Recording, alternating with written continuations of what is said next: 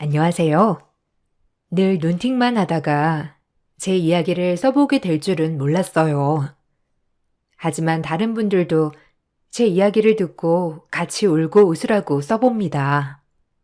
전 40대 중반 기혼 여성입니다. 다들 기구한 사연들이 많으시겠지만 아마 부모 없는 서름이 가장 클 거라고 생각해요. 저 역시 마찬가지로 어려서 엄마는 집을 나가시고 아빠는 병마와 싸우시다 돌아가셨죠. 다행히 큰아버지와 큰엄마가 저를 거두어 키워주셨기 때문에 부모님의 부재는 딱히 겪지 못하고 자랐어요. 저에게는 은인 같은 분들이죠. 어렸을 때부터 차별 없이 저를 키워주셨기 때문에 지금은 엄마 아빠라고도 부릅니다. 하지만 큰아빠와 큰엄마는 저에게 눈치를 절대 주지 않으셨지만 내심 어려서 혼자만의 슬픔은 늘 간직하고 살았던 것 같아요. 그래서 저도 모르게 성인이 된 지금까지도 남들 눈치를 좀 많이 보는 편이 되었죠. 그러던 중 저는 친구의 소개로 지금의 남편을 만나 결혼을 준비하게 되었어요. 아무래도 불안정한 가정 울타리에 있다가 온전히 내 가정을 꾸리는 것이 소원이었던 저는 너무 행복한 나날이었죠. 큰아빠와 큰엄마도 같이 좋아해 주셨습니다. 네가 어긋나지 않고 잘 자라줘. 너무 고맙다. 너네 아빠도 살아있어. 이 모습을 봤다면 기뻐했을 텐데. 뭐가 그리 급하다고. 큰아빠랑 큰엄마한테 제일 고맙죠. 그래도 저 이렇게 걷어주시고 학교도 다 보내주시고 아빠 엄마 아니었으면 지금 이 자리까지 오지도 못했을 거예요. 저 이렇게 곱게 키워주셔서 감사합니다. 잊지 않을게요. 정말로 늘 감사드려요. 아휴, 언제 이렇게 커서 결혼까지 한다고. 너 키우면서 그래도 하나도 힘들지 않았어. 유진이 네가 얼마나 마음이 여리고 착했는지. 오히려 엄마랑 아빠가 너 키우면서 배운 게 많아. 아무쪼록 결혼하게 되더라도 자주 와야 해. 막상 결혼을 한다고 하니 어려서 키워준 큰 부모님께 너무 고마운 마음뿐이었어요. 아무리 핏줄이라도 절 거두는 게 쉽지 않았을 텐데 지금도 매우 고맙게 생각하고 있어요. 그리고 저는 결혼을 준비하게 되었습니다. 하지만 예상하셨다시피 온전한 부모가 없는 저를 시어머니는 매우 싫어하셨어요. 아무래도 배운 게 없을 것 같다였고 친엄마가 살아있지만 어려서 도망갔다는 말에 그 집구석 알만하다며 저를 보기도 전에 싫다고 하셨죠. 마음은 아팠지만 제가 감당해야 될 무게라고 생각했어요. 어려서부터 쟨 엄마가 도망갔대라고 많이 들어왔기 때문에 익숙했지만 지금의 부모님이 사랑으로 키워주셨기 때문에 조금은 잊혀가고 있었어요.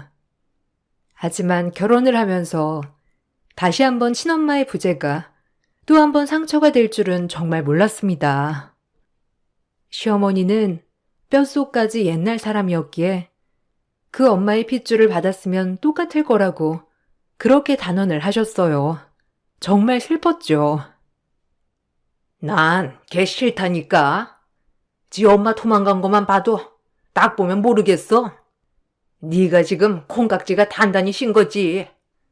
아무리 큰아버지네가 애를 거뒀다 하더라도 그게 진짜 핏줄이니?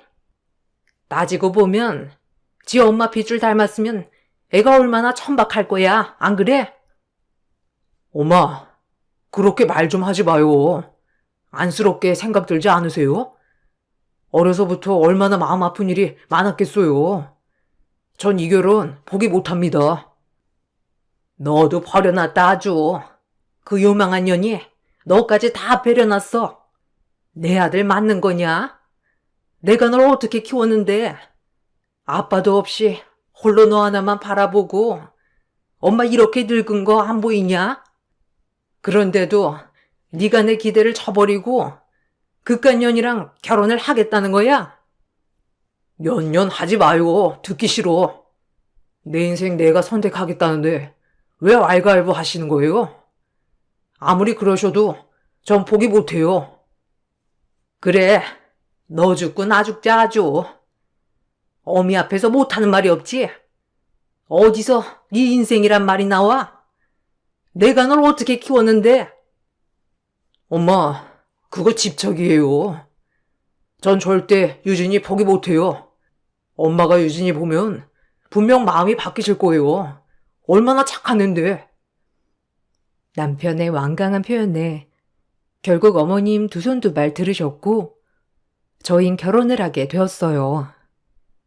남편은 돌아가신 아버지가 운영한 식당을 이어받아 하고 있었고 저는 공무원이에요. 남편은 자영업, 저는 안정적인 직업이어서 결혼해도 큰 걱정을 하지 않았어요. 하지만 어머님이 저를 정말 너무 미워하시는 통에 매일이 살얼음판 같았죠. 한두 번은 참았지만 매번 저희 친부모님을 운운하며 욕하셨기 때문에 참을 수 없는 날들이 더 많았습니다. 결혼식에서도 마음에 안 드는 티를 엄청 내셨기도 했고요. 그렇게 제 친구들도 그렇고 식장에 온 저희 집 부모님 쪽 지인들까지 민망해서 얼굴이 달아오를 정도였죠. 정말 아나무인이었어요. 어머, 성재 엄마 축하해. 아유, 그래도 신부 되게 예쁘더라. 성재도 아주 싱글벙글이더라. 하여튼 너무 축하해. 축하는 무슨? 아유, 말도 마. 나중에 얘기해. 나 진짜 쟤 너무 마음에 안 드는데 성재가 하도 난리쳐서 억지로 시키는 거야. 식장이니까 나중에 우리 집에 오면 내가 자세히 얘기해 줄게. 하여튼 와줘서 너무 고마워. 밥 꼭 먹고 가고, 알겠지? 야, 너네 시엄마 진짜 너무하는 거 아니야? 아니, 지 얼굴에 침 뱉기지. 그게 뭐야 도대체? 결혼식장에서 떠벌리는 것도 아니고. 아, 원래 그러셔. 그냥 신경 쓰지 마. 그래도 좀 나아지시겠지 뭐. 어차피 같이 사는 것도 아니고 따로 살 건데 뭐. 네가 고생이 많겠다 진짜. 아유, 그래도 오늘 너무 예뻐. 결혼 축하해 유진아. 세상에서 제일 행복한 신부가 되길. 오죽했으면 제 친구들도 신부 대기실에 와서 시어머니의 만행을 저에게 말해 주었죠. 기가 막혔습니다. 천박스럽기도 했고요. 매번 오는 지인들을 붙잡고 신부 마음에 안 든다고 하소연을 하셨더래요. 저희 엄마 아빠가 그 모습을 보시고 얼마나 당황하셨는지 저까지 죄송해지더라고요. 엄마 아빠는 행여나 저를 안 좋게 보는데 엄마 아빠까지 나서면 저를 더 안 좋게 볼까봐 참으셨다고 하더라고요. 대신 결혼식이 끝나고 남편에게 아빠가 한 소리를 하셨죠. 얼마나 꾹꾹 참았다가 하셨는지 알 것 같더라고요. 자네, 어머니가 유진이 안 좋게 보는 거 다 아는데 남편이 옆에서 중재 잘해줬으면 하네. 자네 하나 믿고 시집 갔는데 지금까지 그런 소리를 들어야겠나? 하여튼 지켜볼 거야. 우리 유진이는 내 친딸이나 다름없으니 눈에 눈물 나게 하는 일 없도록 하게. 네, 아버님, 죄송합니다. 저희 엄마가 유진이 힘들게 하지 않도록 제가 옆에서 많이 노력할게요. 지켜봐 주세요. 아유, 내가 진짜 창피해서 원.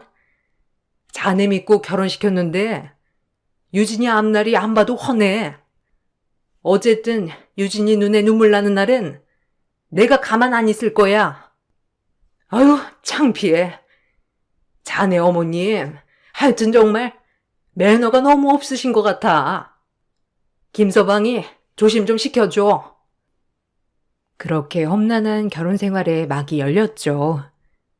시어머니는 더 대단했어요.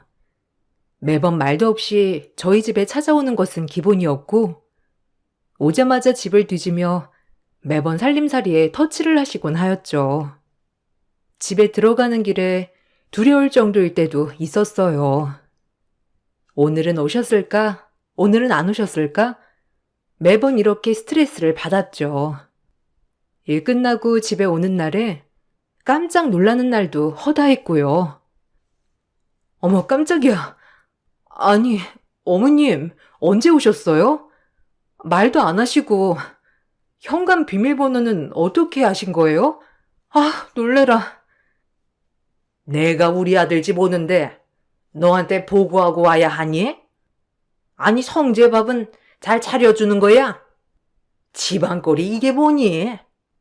냉장고 안은 이게 뭐고, 빵 쪼가리에 죄다 과일. 아니, 밥은 안 먹고 사냐? 우리 성재가 밥심으로 사는 거 몰라서 그래?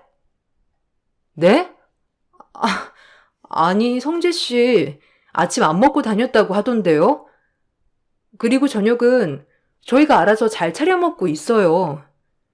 그리고 사람 없는 집에 이렇게 불쑥불쑥 오시는 거 좀 아닌 것 같네요, 어머니. 다음번에 저 있을 때 예고하고 와주세요. 이러시면 너무 불편해요. 뭐야? 아이고, 내가 하다 별. 너까지 것한테 내가 허락을 받아야 한다고? 내가 왜? 우리 아들이 산 집인데 내가 네가 뭐라고 너한테 허락받아야 해? 아주 웃기는 애네 이거. 내가 이러려고 너랑 결혼 허락한 줄 알아? 내 아들 뺏기고는 못 살아. 성재 씨가 산 집 아니고요. 엄연히 대출이라 저희들이 힘 모아서 갚고 있는 거고요. 여하튼 성재 씨한테 말해 놓을게요. 이렇게 어머님 불쑥 오시는 거 안 했으면 좋겠다고. 식사하셨어요? 성재 씨 오면 식사하시고 가실 거죠? 저녁 준비하게요. 기다리세요. 이렇게 매번 와서 제 속을 뒤집어 놓으셨죠. 그릇은 얼마나 뒤지셨는지 주방도 엉망이고 심지어는 제 옷장에 옷들까지 뒤져대셨습니다. 그리고 모든 것이 마음에 안 들다는 듯이 항상 꼬투리를 잡으셨죠. 따로 살아도 같이 사는 느낌이었죠. 이럴 바엔 같이 살아도 되겠다 싶을 정도였어요.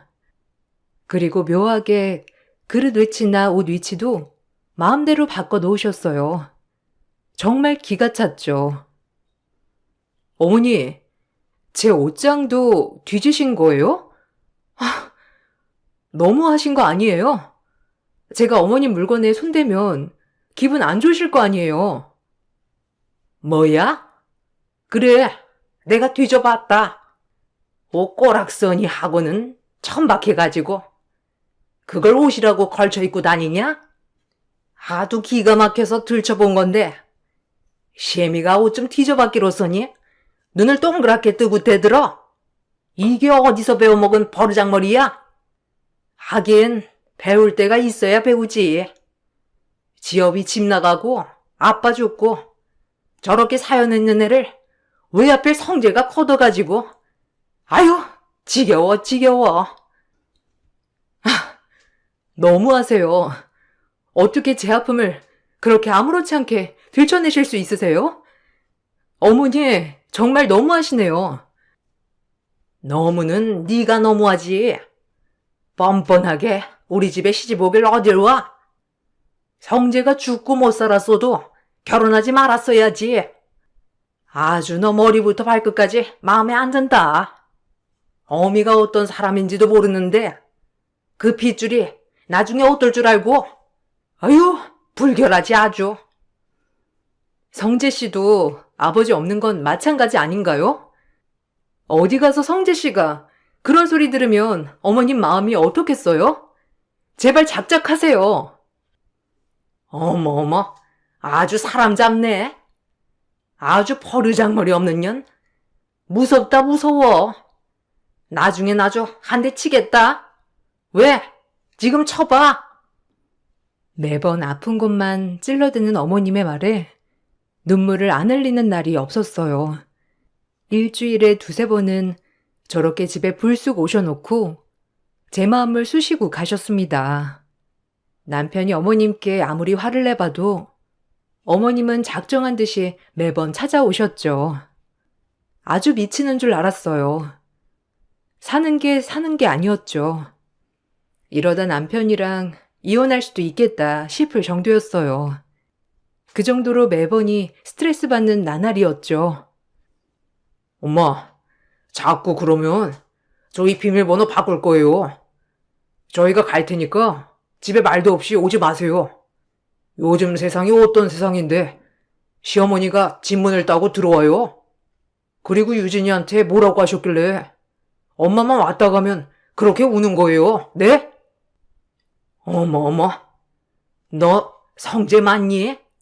아주 여우한테 놀아나더니 지금 엄마한테 바락바락 대드는 거야? 아휴, 기가 막혀. 엄마가 이러면 제가 더 힘들어져요. 왜 그걸 몰라요? 네? 아빠 없이 엄마가 홀로 저 힘들게 키워준 건 다 알고 고마운데요. 제발 유진이 좀 내버려 둬요. 유진이가 저렇게 힘들어하니까 제가 괜히 죄인 된 것 같고 그러잖아요. 부탁드릴게요. 네가 왜 죄인이야? 떳떳한데. 자기가 죄인이지? 엄마도 도망가고 발자가 얼마나 세다는 거야? 아유, 무서워. 제가 나한테 얼마나 말대꾸를 하는 줄 알고나 그러는 거야? 나를 이제 치겠더라니까. 그런데도 네가 제 편만 드는 거야? 너도 참 편했다 아주. 하지만 시어머니는 그때뿐이었죠. 남편이 한 번씩 이따금 뭐라고 할 때마다 잠시 나아진 듯 하더니 또 반복이 되었어요. 제가 남편과 이혼하지 않는 이상 어머님은 끝날 줄은 몰랐죠. 그렇게 제 가슴이 멍이 들고 있었어요. 매일이 행복할 줄 알았던 결혼 생활이 이렇게 매번 살얼음판을 걷는 줄 알았으면 결혼하지 않았을 텐데 라는 생각도 들었고, 왜 우리 친엄마는 나를 두고 집을 나가서 이렇게 내 평생 도움이 안 되는지 철저하게 원망스러웠어요. 아마 지금도 잘 살고 있겠지? 라는 원망과 함께 눈물을 집어 삼켜야 했어요. 어려서부터 매번 눈치만 보고 지금까지 이렇게 스트레스를 받으니 이게 마음의 병이 되었죠. 자기야, 나 요새 목에 멍울 같은 게 잡힌다? 아니, 림프암인가? 뭔가 몸이 안 좋은 것 같기도 하고 무섭네. 당장 병원 가봐야 하는 거 아니야? 내가 일 빼고 같이 가줄까? 그러게, 요새 살도 많이 빠지고, 아휴, 우리 엄마 때문이지 뭐. 아니라고는 못하겠네. 일단 오늘 반차 쓰고라도 가보든지 해야겠다.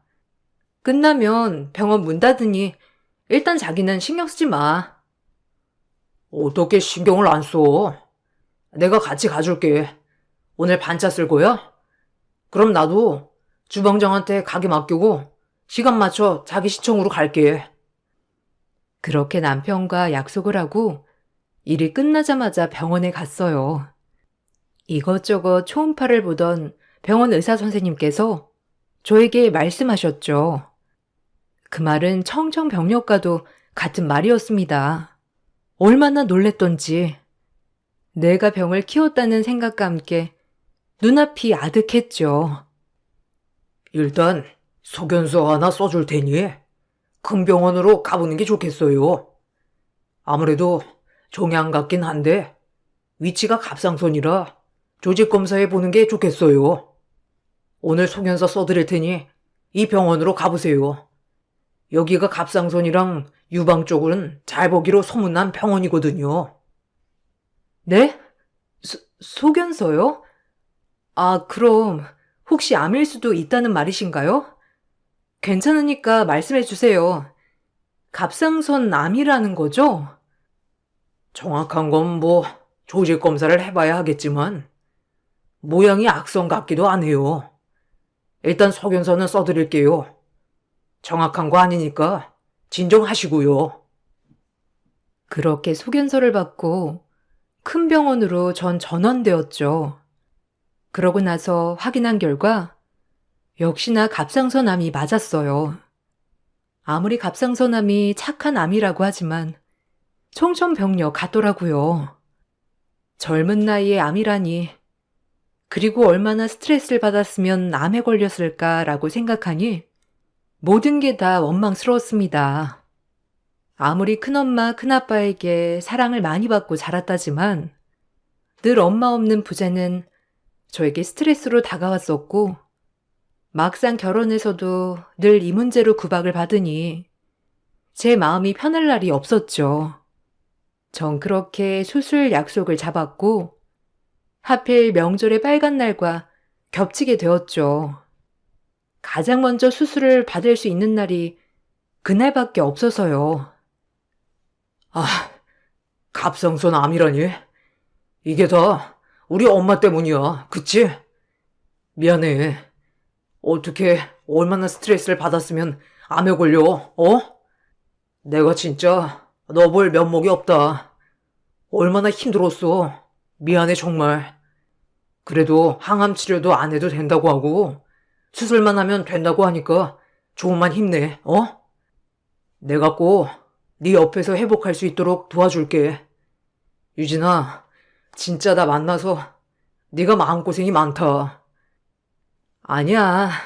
자기도 중간에서 참 힘들었지? 괜찮아. 이제 스트레스 받지 말아야지. 다 이게 내가 스트레스를 풀지 못해 쌓아온 마음의 병인걸. 어머님뿐만 아니라 어려서부터 늘 그랬어, 나는.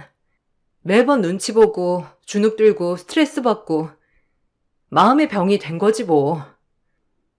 엄마 아빠는 제가 암에 걸렸다는 소식을 듣자마자 병원으로 달려오셨고 엄마는 목 놓아 우셨어요.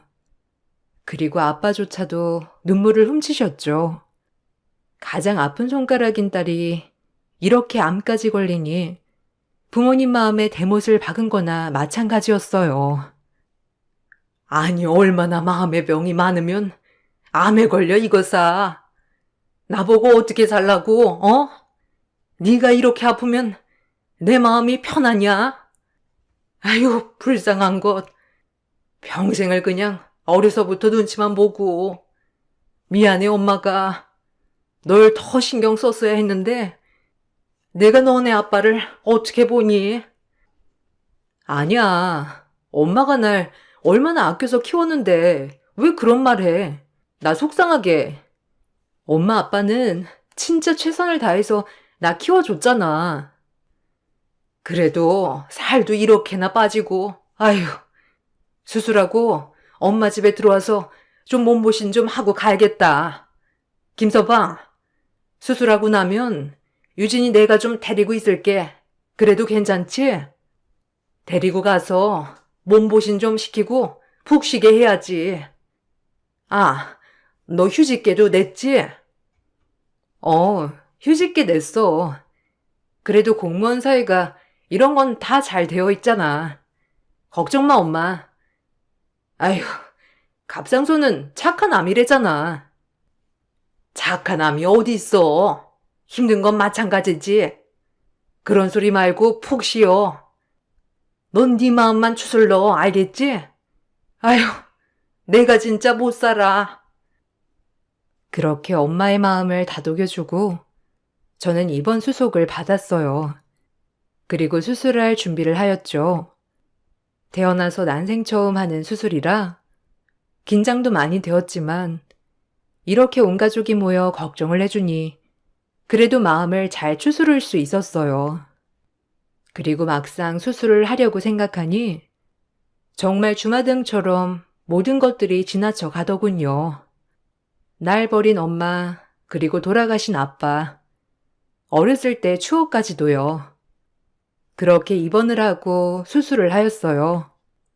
수술은 생각보다 일찍 끝이 났고 전 회복하러 입원실로 이동했어요.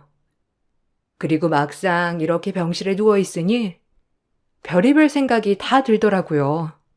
명절날이 되어 그래도 수술 때문에 들러보지 못한 시댁에 마음이 쓰였어요.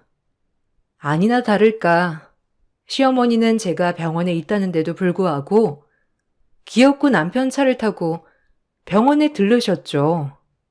남편에겐 저의 병문안을 간다고 하면서 말이에요. 남편은 처음에 어머니를 말렸지만 어머니가 한사코 간다고 하시는 바람에 결국 어머님을 데리고 왔어요. 그래도 며느리가 누워있는데 이런 전이나 이런 건 맛은 봐야지. 거기 어디냐? 나 좀 데리고 병원에 앞장서라. 엄마가 가보게요? 아니요. 그냥 음식만 싸주세요. 제가 전달해 줄게요. 유진이 지금 힘들어하는데 나중에 오세요. 며느리가 병원에 입원했다는데 나보고 뭐 가만히 있으라는 거야? 그래도 가야지. 앞장서 얼른. 전 좀 챙길 테니 시동 걸어라. 남편은 시어머니가 웬일이지? 라고 생각하다가 그래도 유진이가 아프니 마음이 약해지셨다고 생각했다고 하더라고요. 그래서 남편은 이제야 어머니와 유진이가 행복하게 지낼 수 있겠구나 생각하고 들뜬 마음으로 차 시동을 걸었다고 했죠. 그렇게 병실 문이 열리고 시어머니는 몹시 상기된 얼굴이었어요. 그 얼굴을 보고 저조차도 놀랐습니다. 너무 화가 난 표정이어서요. 아, 어머니 오셨어요? 제가 하필 명절에 수술하게 돼서 죄송해요. 혼자 명절 준비하느라 힘드셨죠? 그래도 여기까지 와주시고. 아이고, 아프다고 하더니 얼굴이 폈구나. 내 아들 돈으로 이렇게 1인실에서 발자 좋다 아주. 처음부터 끝까지 마음에 안 들어. 시어머니는 말이 끝나자마자 가지고 오신 동태전들을 제 얼굴에 집어 던졌습니다. 전 이게 무슨 일인지 어안이 벙벙해하며 전을 그대로 맞았죠. 남편은 그 모습을 보고 어머님한테 소리를 질렀고 전 망연자실했어요. 암수술한 며느리에게 전 귀싸대기라니요. 엄마, 미쳤어요? 도대체 뭐 하는 거예요? 유진이 걱정된다면서 지금 이렇게 속 뒤집어 놓으시려고 오신 거예요? 넌 닥쳐. 아주 마음에 안 든다 하니까 마음에 안 드는 짓만 하고 있어. 네가 뭘 그렇게 스트레스를 받았다고 유난이야? 뭐라고? 이 아줌마가 진짜 미쳤네. 당신 진짜 미쳤어? 지금 나한테 전 던진 거야? 그래, 당신은 원래 이런 사람이었지. 전 당장 이 아줌마를 끌어내려고 비상호출벨을 눌렀어요. 비상호출벨이 눌리자마자 병원의 부원장님이 달려오셨고요. 지금 이 모습을 보더니 눈이 돌았는지 시모의 기싸대기를 날렸습니다. 저 역시도 놀라긴 마찬가지였고요. 왜 부원장님이 어머머, 당신 미쳤어? 당신이 뭔데 내 뺨을 쳐? 어? 당신이 뭔데 내 뺨을 치냔 말이야? 인연이랑 한패야? 내 딸한테 무슨 짓이야? 배워먹지도 못한 년이? 어디서 내 딸에게 전을 집어던지고 이 난리야? 넌 더 맞아야 돼. 내 엄마라고 칭한 부원장이란 의사는 시어머니의 머리채를 잡고 흔들었죠. 전 너무 어안이 벙벙했어요. 시어머니도 제 친엄마라는 반응에 당황하여 그대로 머리채를 잡혀주었죠. 그리고 한참 그렇게 푸닥거리를 하고 나서 부원장 선생님 입에서 나온 말은 저를 아주 놀라게 했습니다. 제 남편도 아주 놀랐고요. 저조차도 놀라서 이게 무슨 일인가 싶었어요. 그리고 물었죠. 무슨 말이에요? 내 딸이라니? 지금 당신 입에서 나온 말이 무슨 말이죠? 아니, 그게 말이 되는 소리인가? 어떻게 된 거예요? 미안하다, 유진아. 너 환자로 올 때 처음엔 긴가민가 했어. 근데 너네 큰엄마, 큰아빠 얼굴을 보니 알겠더라. 내 딸이 우리 병원에 입원을 했다는 것을. 그리고 어떻게 말을 할까 계속 지켜봤어. 우리 딸이 갑상선 암이라니 너무 속상했기도 하고, 너희 아빠와 이혼하고 집 나가던 날 우리 유진이가 3살밖에 안 됐었지. 미안해. 도저히 아빠랑은 살 수가 없었어.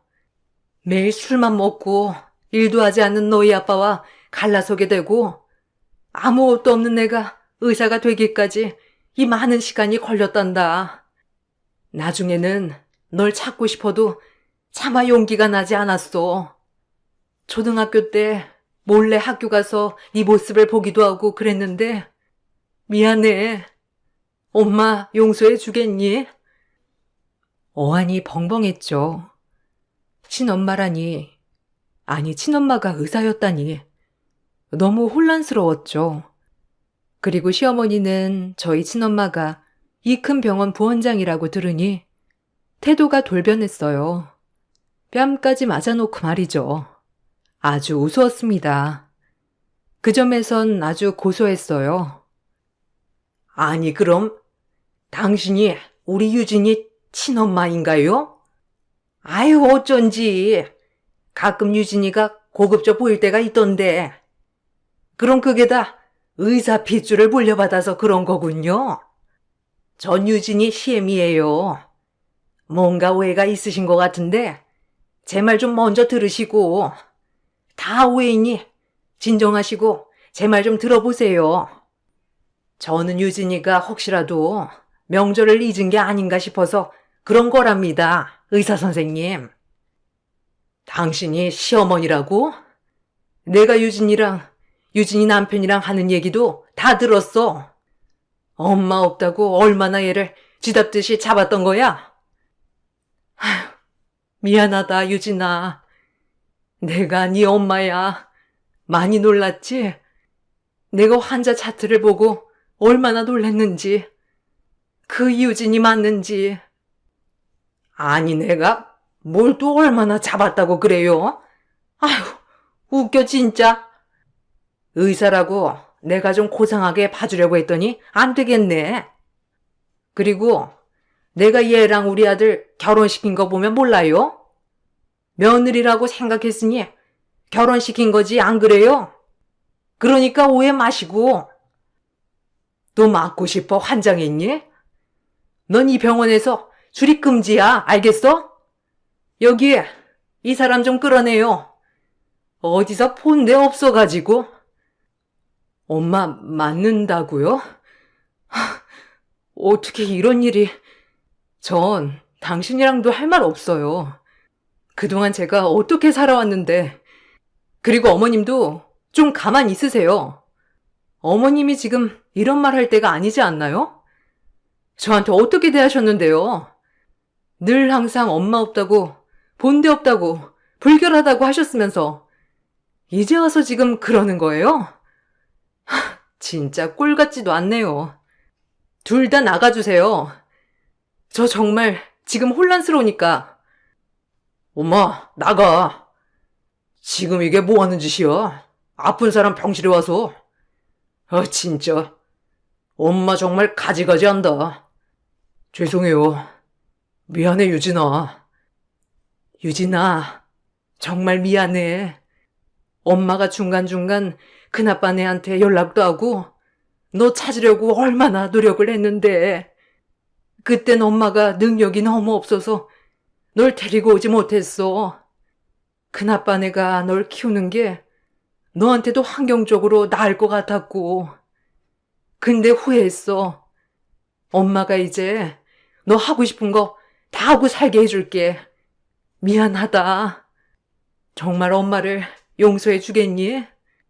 엄마도 널 잊은 적이 단 한 번도 없어. 아니, 무슨 소리를 그렇게 섭섭하게 하니, 유진아? 우리 며느리가 친엄마를 찾다니. 진짜 감격스럽구나. 그리고 이 큰 병원의 부원장이라면 도대체 얼마나 성공했다는 거야? 진정들 좀 하시고 제 얘기 좀 들어보세요, 사돈. 이제 사돈이죠? 그렇게 날 구박할 땐 언제고 이제 와서 친엄마가 이 큰 병원의 부원장이라니까. 왜? 눈이 돌아가요? 당신 같은 사람이 내 시어머니라는 게 진짜 부끄러워. 나가! 그리고 성재 씨, 나 지금 말할게. 어머님이랑 나랑 둘 중 하나만 골라. 나 더 이상 어머니랑 만나고 싶지 않아. 저는 남편에게 그렇게 통보를 하고 이제 친엄마와의 관계를 마무리 지어야 할 것 같았어요. 친엄마는 저에게 애원했죠. 절 잊은 적이 단 한 번도 없다는 그 말이 얼마나 가슴이 아팠는지. 그리고 친엄마는 시어머니를 내쫓았어요. 남편도 너무 놀라서 더 이상 말이 없었고요. 그리고 그날 저와 친엄마는 못다한 이야기를 많이 나눴습니다. 혼자서 저를 데려오기 위해서 악자같이 공부한 나날들, 공부하며 아르바이트 했던 날들 때문에 저를 돌볼 수 없었다는 얘기들, 그리고 지금이라도 꼭 엄마 노릇을 하고 싶다고도 했고요. 무엇보다 저에게 주고 싶어 돈을 버는 순간부터 지금까지 차곡차곡 모아놓은 돈을 저에게 주시더라고요. 자그마치 그 돈은 8억이었습니다. 남들에겐 큰 돈이 아닐 수도 있지만 그 돈보다도 친엄마의 저를 생각해줬다는 마음, 저를 잊지 않았다는 그 마음이 가슴을 울렸어요. 그리고 저를 키워주신 큰아빠와 큰엄마가 한달음에 달려오셨죠. 저를 키워주신 부모님에게 무릎을 꿇고 감사하다고 싹싹 비는 친엄마를 보니 만감이 교차했어요. 놀랐죠. 그리고 그런 엄마를, 큰엄마와 큰아빠는 그래도 제가 친엄마를 찾았다는 마음에 오히려 제 마음을 더 신경 써 주셨어요. 그리고 친엄마는 그냥 얼굴만이라도 보게 해달라고 저에게 말했어요.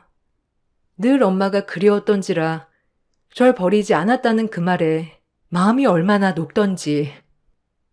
내가 그동안 엄마를 얼마나 보고 싶었는데, 큰엄마랑 큰아빠가 엄청 잘해주셨지만 그래도 친엄마가 날 버리고 갔다는 그 응어리, 그래도 이렇게 날 잊지 않고 찾아줘서 고마워요.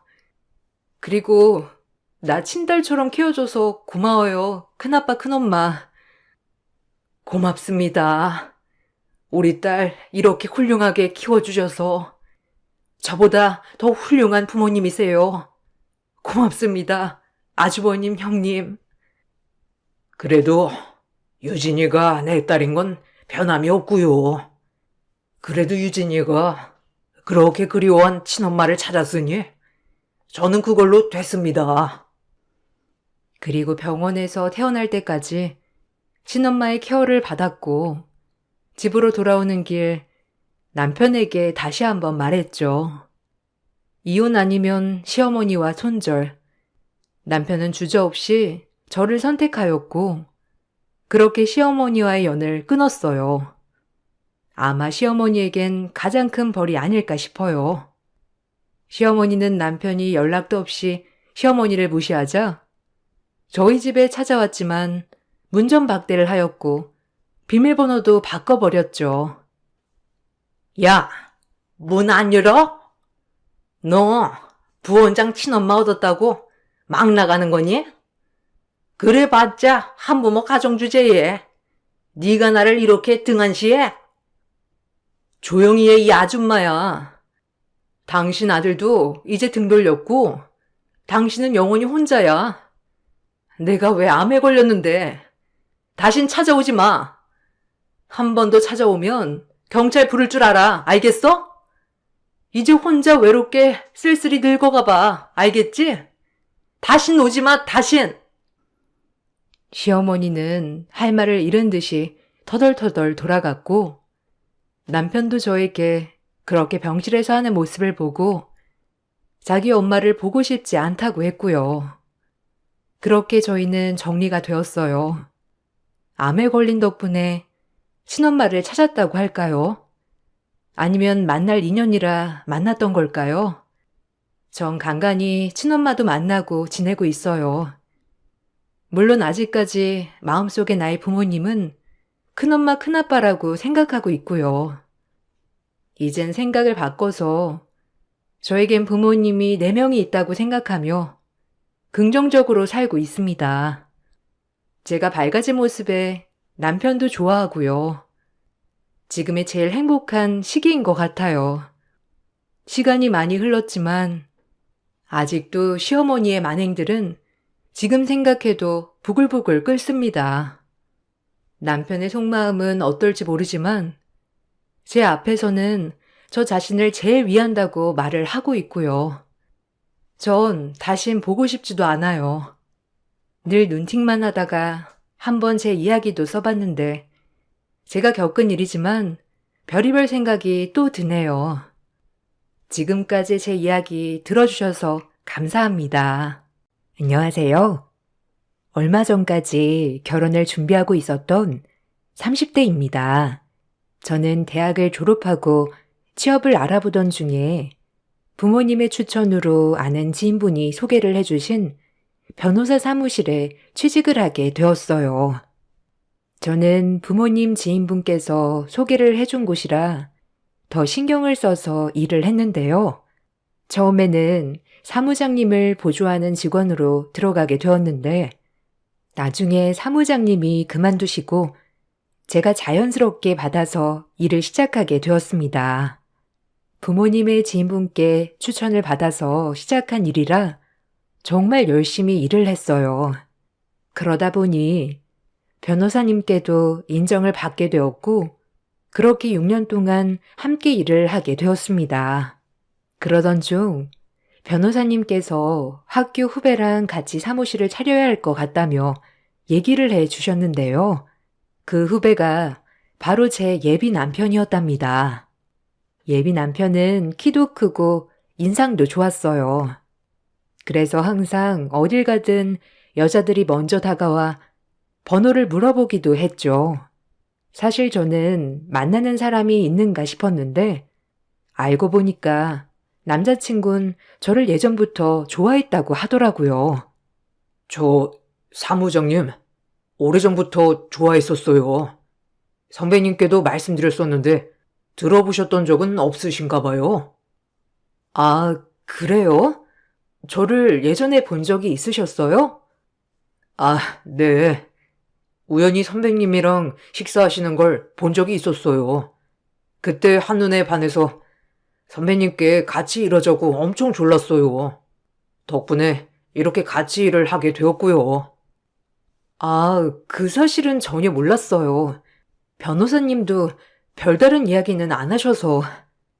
아마 그때 이슬 씨께서 남자친구가 계셨어가지고 얘기는 안 하셨던 것 같아요. 근데 이슬 씨, 저랑 한번 만나보시는 건 어떠세요? 저 정말 괜찮은 사람이거든요. 아, 그런가요? 본인이 본인 입으로 괜찮다고 말하는 사람 치고 괜찮은 사람 없던데요? 아, 그래요? 제가 그거 딱 보여드릴게요. 남자친구는 반반한 얼굴과는 다르게 연애를 거의 안 해본 사람이었어요. 항상 순하고 웃는 얼굴을 하고 있어서 몰랐는데 일을 할 때는 냉철하고 프로페셔널한 모습을 가지고 있더라고요. 저에게 호감을 표현한 이유로 계속해서 저에게 잘해주는 모습을 보고 저도 호감이 생겨 연애를 시작하게 되었습니다. 연애를 하면서도 남편이 정말 순하고 착한 사람이라는 걸 많이 느꼈어요. 무엇보다 진중하고 다정한 사람이었기 때문에 연애를 하는 내내 저도 너무나 행복했죠. 많은 매력을 가지고 있었던 남자친구와는 2년의 연애를 하게 되었습니다.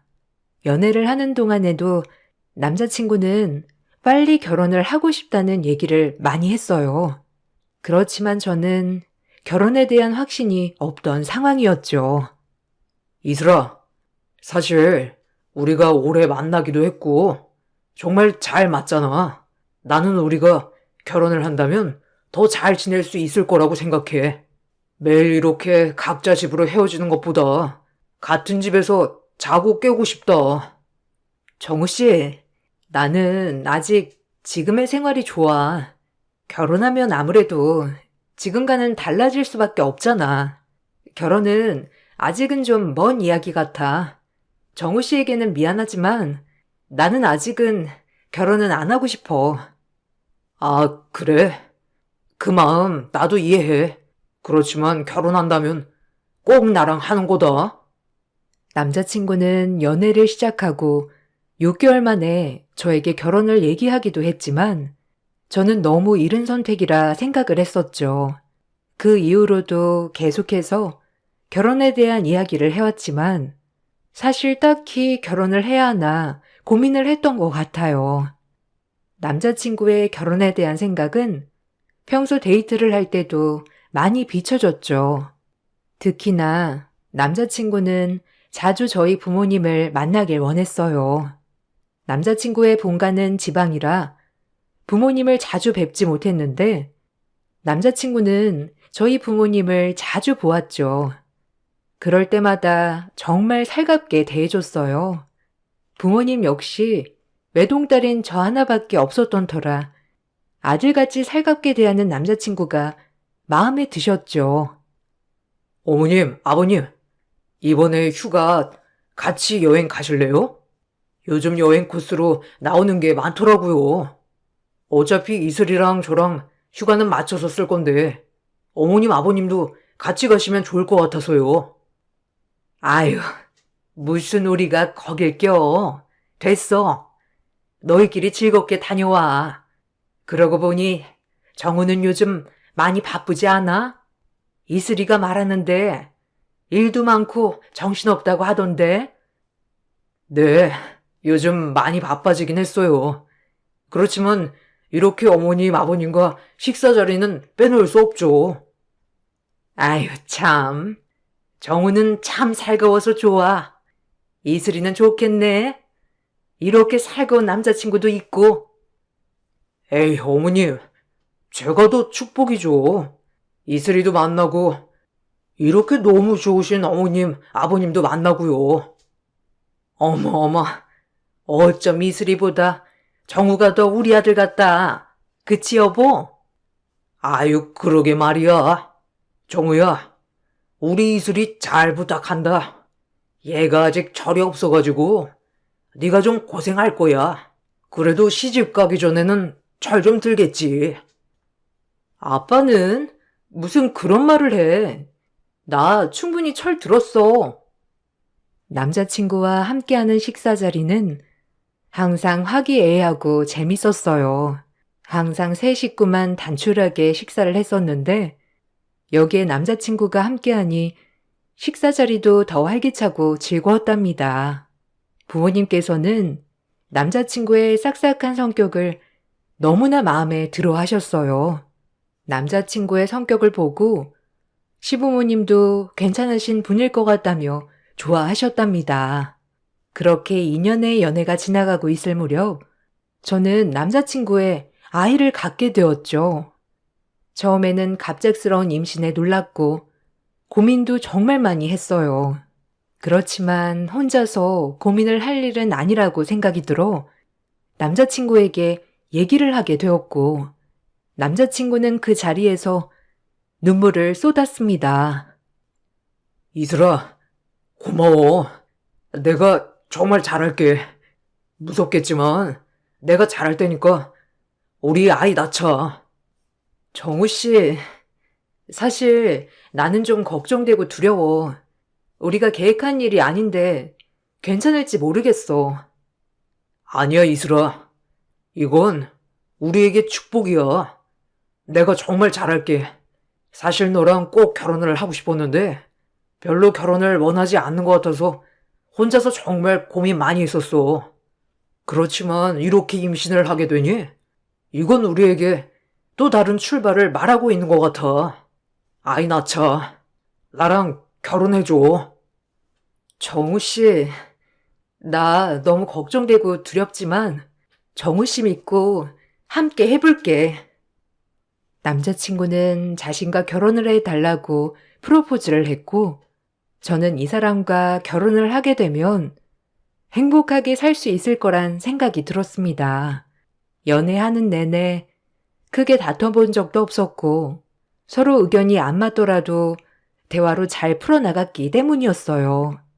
생각도 비슷하고 가치관도 비슷해서 결혼 생활은 행복할 수 있겠다는 생각이 들었죠.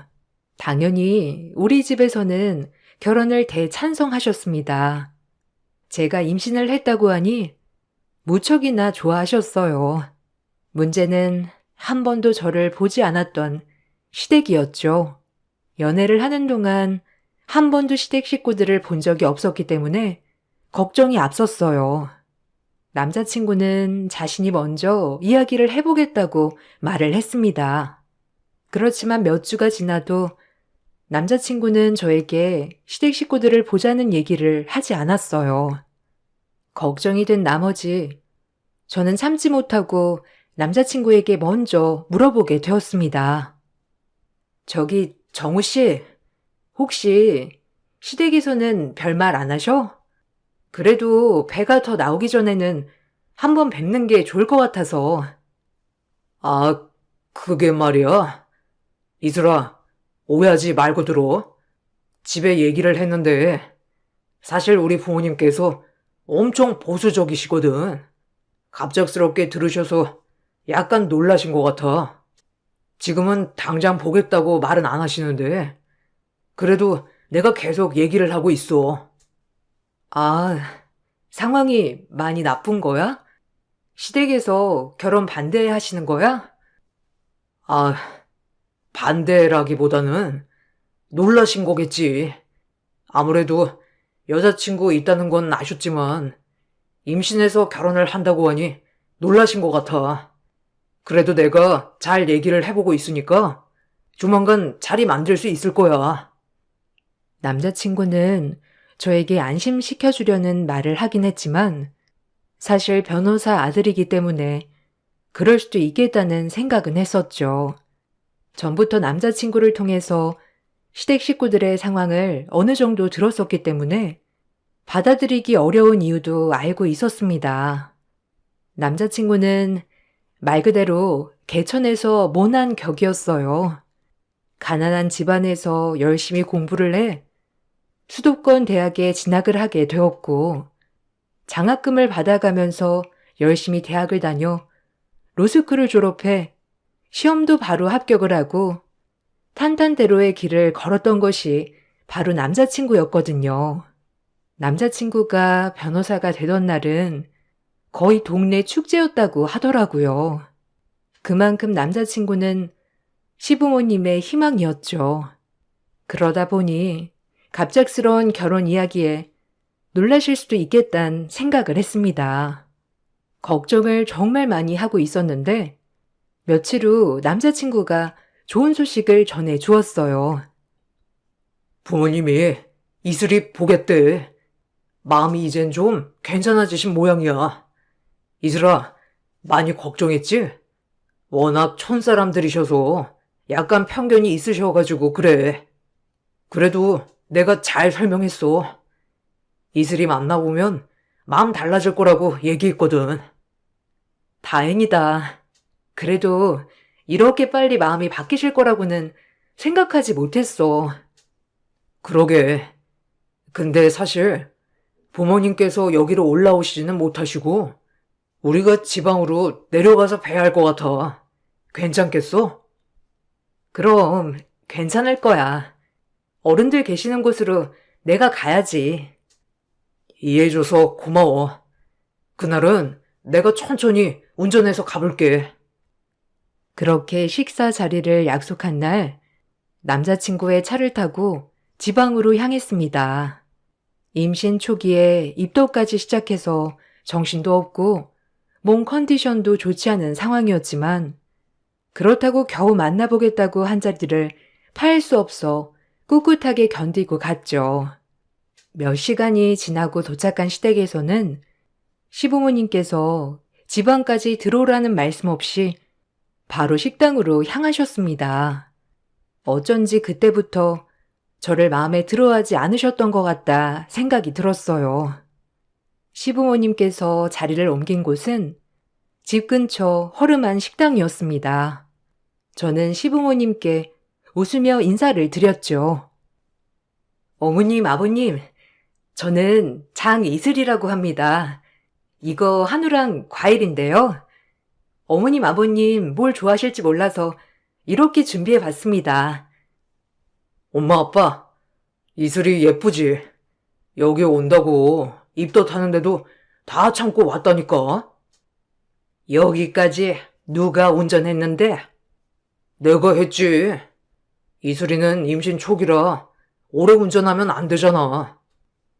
정우야, 여기 오는데 네가 다 운전한 거야? 아이고, 너무 힘들었겠다. 그러게 안 본다니까 굳이 데려오겠다고 해서는. 아니, 아무리 그래도 그 먼 거리를 좀 바꿔서 운전하면서 와야지. 아휴.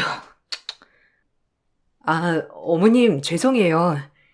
제가 운전한다고 했는데 정우 씨가 본인이 운전하겠다고 해서요. 그래. 임신 초기에 너무 무리하면 안 된다고 했는데. 그래도 이렇게 직접 와서 인사드리는 게 맞는다고 이슬이도 얘기를 해서.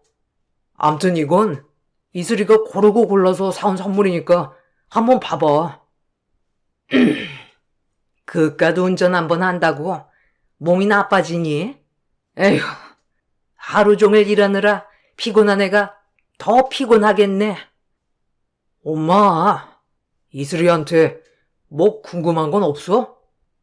네, 어머님, 아버님. 궁금하신 거 편하게 물어보세요. 그런 건 없다. 네가 하도 한 번만 만나달라고 너무 말하길래 한 번 본 것뿐이야. 엄마랑 아빠는 이제 일하러 가야 하니까 먼저 가볼게.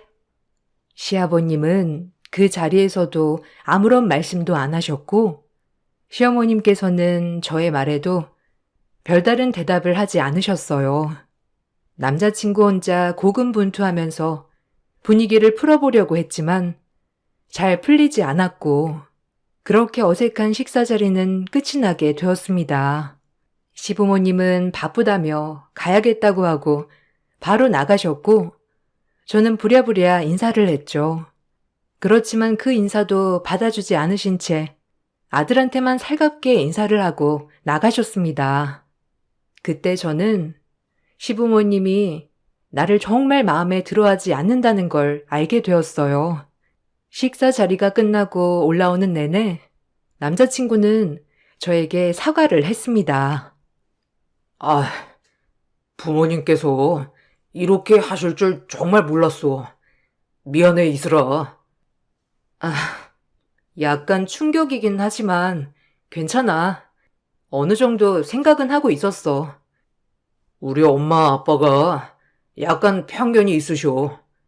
그래도 이번 한 번 봤으니까 다음에는 좀 더 편하게 볼 수 있지 않을까? 그러길 바라야지. 어머님, 아버님은 날 정말 별로 마음에 들어하는 건 아니셨어. 미안해. 엄마 아빠가 약간 고지식하신 분들이라 그래.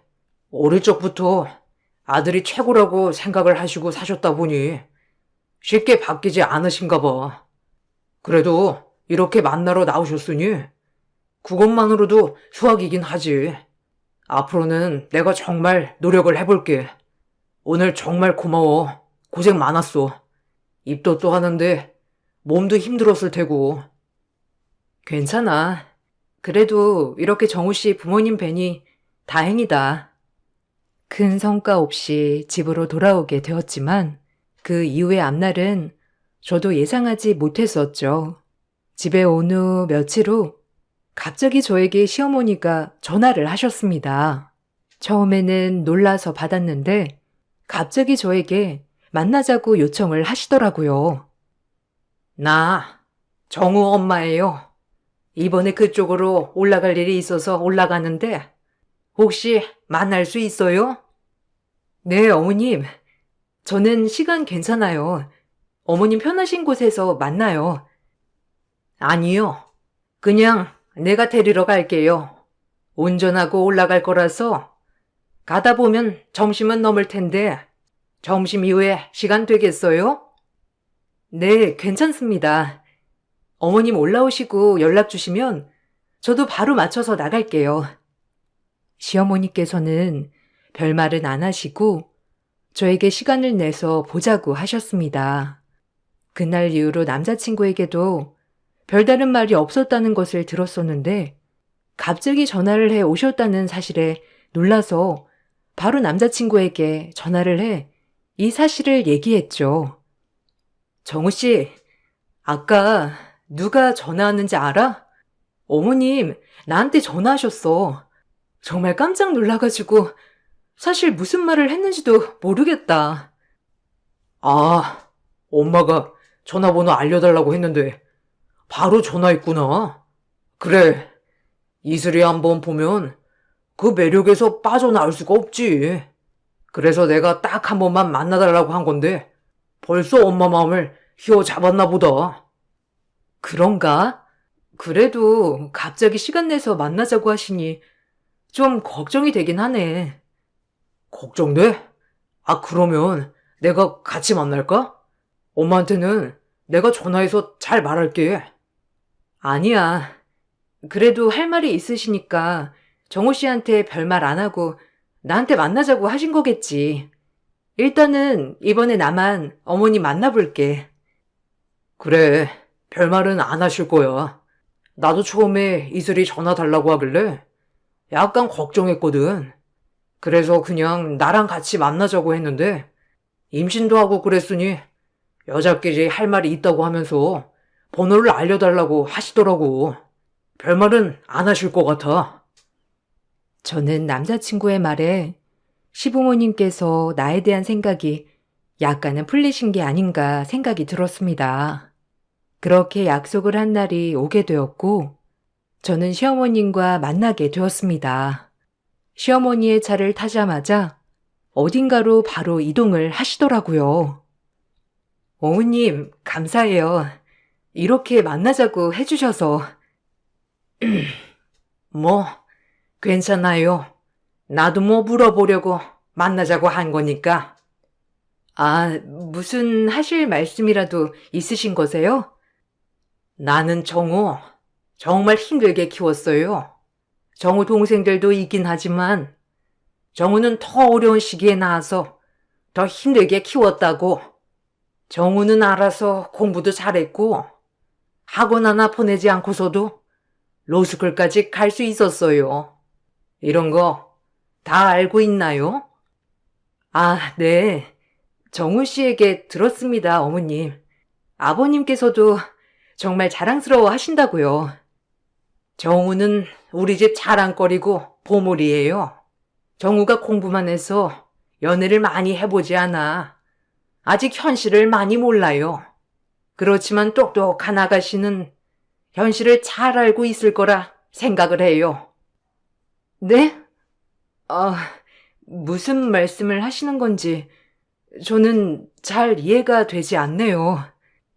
사실 처음 아들이 연애를 한다고 했을 때는 워낙 연애를 많이 안 해봐서 그냥 아무나 만나나 보다 생각을 했어요. 특히나 결혼이란 건 나도 전혀 생각하지 않았었고요. 그런데 갑자기 여자친구가 임신을 해서 결혼을 하겠다고 하니 나도 정우 아빠도 무척이나 놀랬어요. 아, 네, 이해합니다. 정우 씨가 한 번도 속 썩인 적 없다고 했어요. 맞아요. 한 번도 내 말에 반대한 적도 없었어요. 그런데 이번에 결혼을 반대한다고 하니 정우가 연을 끊겠다면서 얘기도 했어요. 네? 정우 씨가 가족들이랑 연 끊겠다고 했다고요? 그래요. 정우는 정말 착하고 순한 아들이었어요. 그런데 그쪽만 나고 나서는 달라졌어요. 시어머니는 차를 타고 이동하면서 계속해서 이야기를 하셨습니다. 아들을 정말 정성으로 키웠고, 저와 연애를 시작하고 난 후로 아들이 변했다는 얘기를 하셨어요. 처음에 저에게 하는 얘기가 이런 게 맞나 싶었는데, 시어머니의 차가 멈춘 곳을 보니 왜 그런 얘기를 꺼내셨는지 이해가 되었습니다. 시어머니는 산부인과 앞에 차를 세우셨어요. 나보다 더 소중한 아들이기 때문에 사실 아들이 고집을 부리면 어쩔 수 없이 들어줘야 하는 상황이에요. 그렇지만 그쪽은 똑똑하고 현실도 잘 알고 있으니 내 마음 이해할 거라 생각을 합니다. 네? 그게 무슨 말씀이신지. 아이, 지워줘요. 정우한테는 자연유산 되었다고 하고 제발 아이 지워줘요. 네? 저 그럴 수 없어요. 저희 이미 낳기로 결정을 했고 이거 바뀌는 일은 없을 거예요. 왜 바뀌지가 않아요? 이렇게 우리 사이가 좋지 않은데 억지로 결혼한다고 하면 행복할 것 같아요? 난 그쪽이 마음에 들지 않고 결혼을 하면 시집살이 고되게 시킬 겁니다. 그러니 지금부터 포기하고 각자의 길을 가자고요. 어머님, 이건 저랑 정우 씨가 결정한 일이에요. 아무리 얘기를 하셔도 저희는 나을 겁니다. 어른이 말하는데 뭐 하는 거야? 당장 내려! 계속해서 제가 거부를 하자 시어머님께서는 갑자기 소리를 지르시기 시작했어요. 이미 깜짝 놀란 상황에서 시어머님은 내려서 보조석 문을 활짝 열고선 제 머리채를 잡고 밖으로 끌어내셨죠. 어머님, 머리 놓으세요. 이렇게 하지 마시라고요. 어머님? 내가 왜 당신 어머님이야? 당장 가서 아이 지워. 네가 안 지우면 이렇게라도 괴롭혀서 떨어지게 해야겠어. 진정 좀 하시고 이건 좋은 방법이 아니에요, 어머님. 좋은 방법? 이게 제일 좋은 방법이지. 너랑 나는 이제부터 악연이다. 결혼한다고 해서 좋아질 것 같니? 너나 나나 서로를 위해서는 지금 치우는 게 맞는 일이야. 그러니까 고집 부리지 말고 당장 가. 어머님, 왜 자꾸 이러시는지 모르겠지만 조금만 진정하세요. 언감생심 누굴 넘보는 거야? 너랑은 이미 틀어진 사이야. 이렇게 고집해봤자 뱃속의 아기가 축복이나 받을 수 있겠니? 네 생각만 하지 말고 주변을 좀 보고 생각하라고. 시모는 제 머리를 두 손으로 꽉 쥔 채 병원으로 향하기 시작했어요. 임신을 하고 나서 며칠 동안 입덧에 고생을 하면서 기력이 떨어진 상황이라 시모의 행동에 저는 따라갈 수밖에 없었죠. 그러던 중 갑자기 누군가가 저의 이름을 부르며 소리를 지르는 것을 듣게 되었습니다. 바로 엄마였어요. 이슬아, 너 이게 뭐야? 당신 뭐야? 이건 놔! 아, 이 여자 엄마 되는 사람이에요? 잘 됐네. 나 정우 엄마입니다. 정우? 정우 어머님 되세요? 아니 근데 왜 우리 딸 머리채는 잡습니까? 아니 급도 낮은 애가 감히 저희 아들 애를 임신했다고 하는데 제가 이렇게 머리채 잡는 것으로 끝내는 게 다행이라고 생각해야죠. 딸 교육을 도대체 어떻게 시키셨길래 임신했다며 결혼하자고 졸라댑니까? 착각하시는 모양이신데요. 결혼은 그쪽 아드님이 먼저 하자고 한 겁니다. 그리고 결혼을 왜 부모님이 결정하나요? 그건 애들이 직접 결정을 할 일이지 부모가 결정할 일은 아닌데요. 그쪽 딸은 뭐 아무나 결혼해도 괜찮은 모양인데 저는 아닙니다.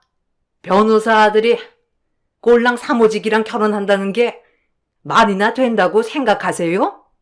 아니 능력이 있는 것도 아니고 그렇다고 해서 직업이 빵빵한 것도 아니고 제대로 갖춰진 거 하나 없는 애를 뭘 믿고 결혼을 시켜요? 전 절대 결혼 못 시킵니다. 거기다가 저기 뱃속에 있는 아기가 우리의 아이라는 걸 어떻게 믿냐고요? 뭐라고요? 그러니까 자기 아들보다 급이 낮은데 욕심 부리고 있다, 이 말씀이신 건가요? 그나마 엄마는 좀 말이 통하네. 네, 저희 아들은 억대 연봉에 잘 나가는데 그쪽 따님은 사무직원이지 않습니까? 요즘은 의사처럼 변호사 사이 얻으려면 사무실 하나 정도는 내준다는데 그런 거나 가능하시긴 하겠어요? 시모는 말리는 엄마를 밀치고 저의 팔을 잡고 다시 산부인과로 들어갔습니다. 엄마는 잔뜩 화가 난 얼굴로 같이 올라오셨죠. 병원에 들어서자 모든 직원들이 일어나 인사를 하기 시작했어요. 시모는 잠시 당황한 듯 보였죠. 직원들은 엄마를 향해서 말을 시작했습니다. 아, 대표님, 어쩐 일로 여기까지 오셨어요? 원장님이랑 약속 있으신 건가요? 바로 불러드릴까요? 아, 아니에요.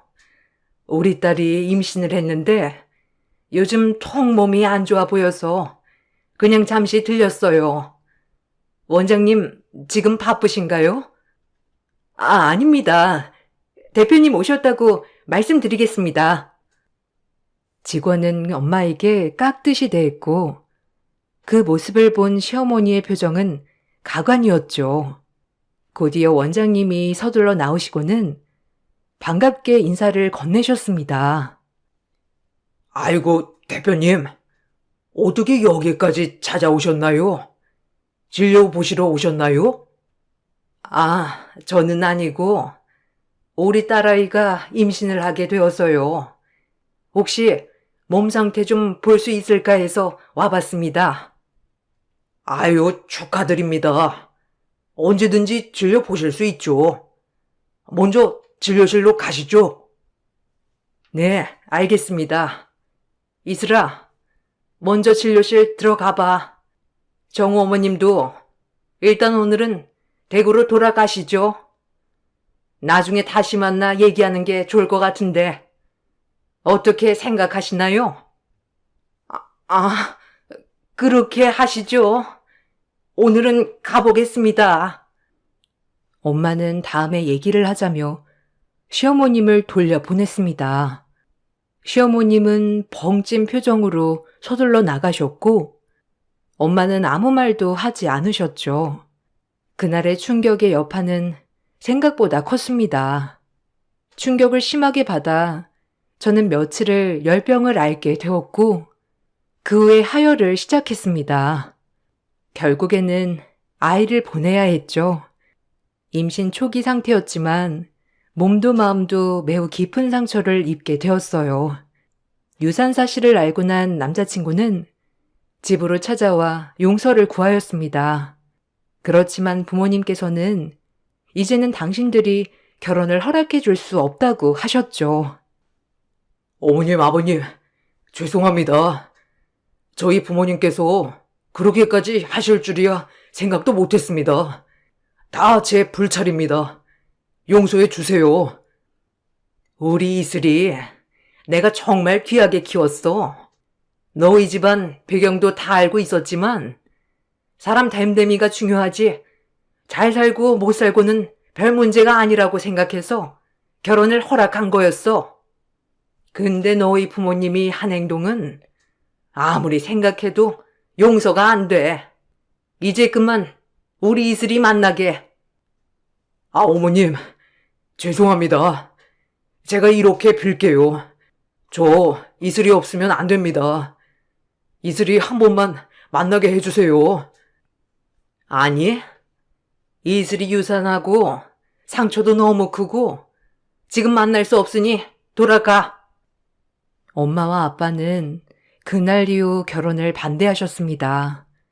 어차피 시댁 쪽에서도 결혼을 반대하고 있으니 더 이상 진행은 어려울 것이라 생각을 했죠. 그런데 며칠 후 남자친구와 함께 시어머님께서 집으로 찾아오셨습니다. 엄마 아빠는 갑작스러운 상황에 문을 열어주었는데 시어머님의 태도에 정말 황당해 하셨죠. 아이고, 제가 이런 집안을 몰라보고 무례를 범했네요. 아니, 처음부터 이렇다고 말을 해줬으면 좋았을 것을. 제가 잠시 실례를 했습니다. 여긴 어쩐 일로 오신 거죠? 이미 결혼 얘기는 끝난 걸로 아는데요. 아유, 끝나기는요. 저희 결혼 다 허락했습니다. 아들이 이슬이 없이는 안 된다고 성하라. 저희도 못 이기는 척 받아들이기로 했습니다. 그러니 따님과 결혼 진행하시죠. 갑자기 태도가 바뀌신 이유가 뭐죠? 산부인과에서 제가 대표라 불려서 그러신 건가요? 아이고, 아니에요. 제가 그렇게 찌든 사람도 아니고 그냥 갑자기 결혼한다고 하니 화가 나서 그랬던 겁니다. 그 점은 사과드립니다. 다만 우리 애가 이렇게 결혼을 원하는데 안 시킬 이유가 없지 않나요? 이유가 없다니요. 이제는 저희가 반대합니다. 저희는 그쪽 아드님과 저희 딸 결혼시킬 생각 주어도 없습니다. 절대 결혼은 반대하니 이제 그만 돌아가 주세요. 아유, 사돈. 다시 한번 생각해 주세요. 사실 엄마라면 이런 거 다 이해하시지 않습니까? 누구라도 갑자기 임신했다고 결혼하겠다고 하면 저처럼 행동했을 겁니다. 그러니 다시 한 번만 생각해 주세요. 그런 말씀 하시는 거 보니 그때 행동이 정당하다 생각하시는가 보네요. 더더욱이 안 되겠으니 돌아가세요. 시어머니는 그때 이후로 우리 집 뒷조사를 한 모양이었어요. 사실 저희 집은 부족하지 않을 정도로 잘 사는 집안이었습니다. 강남에도 건물 몇 채가 있을 정도였고 사업도 잘 되고 있었죠. 시어머니가 저를 데리고 갔던 병원 역시 엄마가 관리하고 있는 건물이었죠. 그 사실을 알고서는 시모의 태도가 싹 바뀌었던 것입니다. 엄마 아빠의 태도가 강경하자 시모는 갑자기 저에게 연락이 오기 시작했어요. 그렇지만 저 역시 더 이상의 결혼 진행은 어렵겠다 생각을 하고 있었던 찰나였죠. 나다. 몸은 좀 어떠니? 괜찮습니다. 근데 어떻게 연락 주셨어요? 아, 어떻게 연락하다니? 시어머니가 며느리한테 연락도 못하니? 이제 결혼 준비 슬슬 해야지. 아이는 나중에 다시 가지면 된다. 어머님, 저 정우 씨랑도 헤어졌고 결혼 안 할 겁니다. 그러니 그만 연락하세요.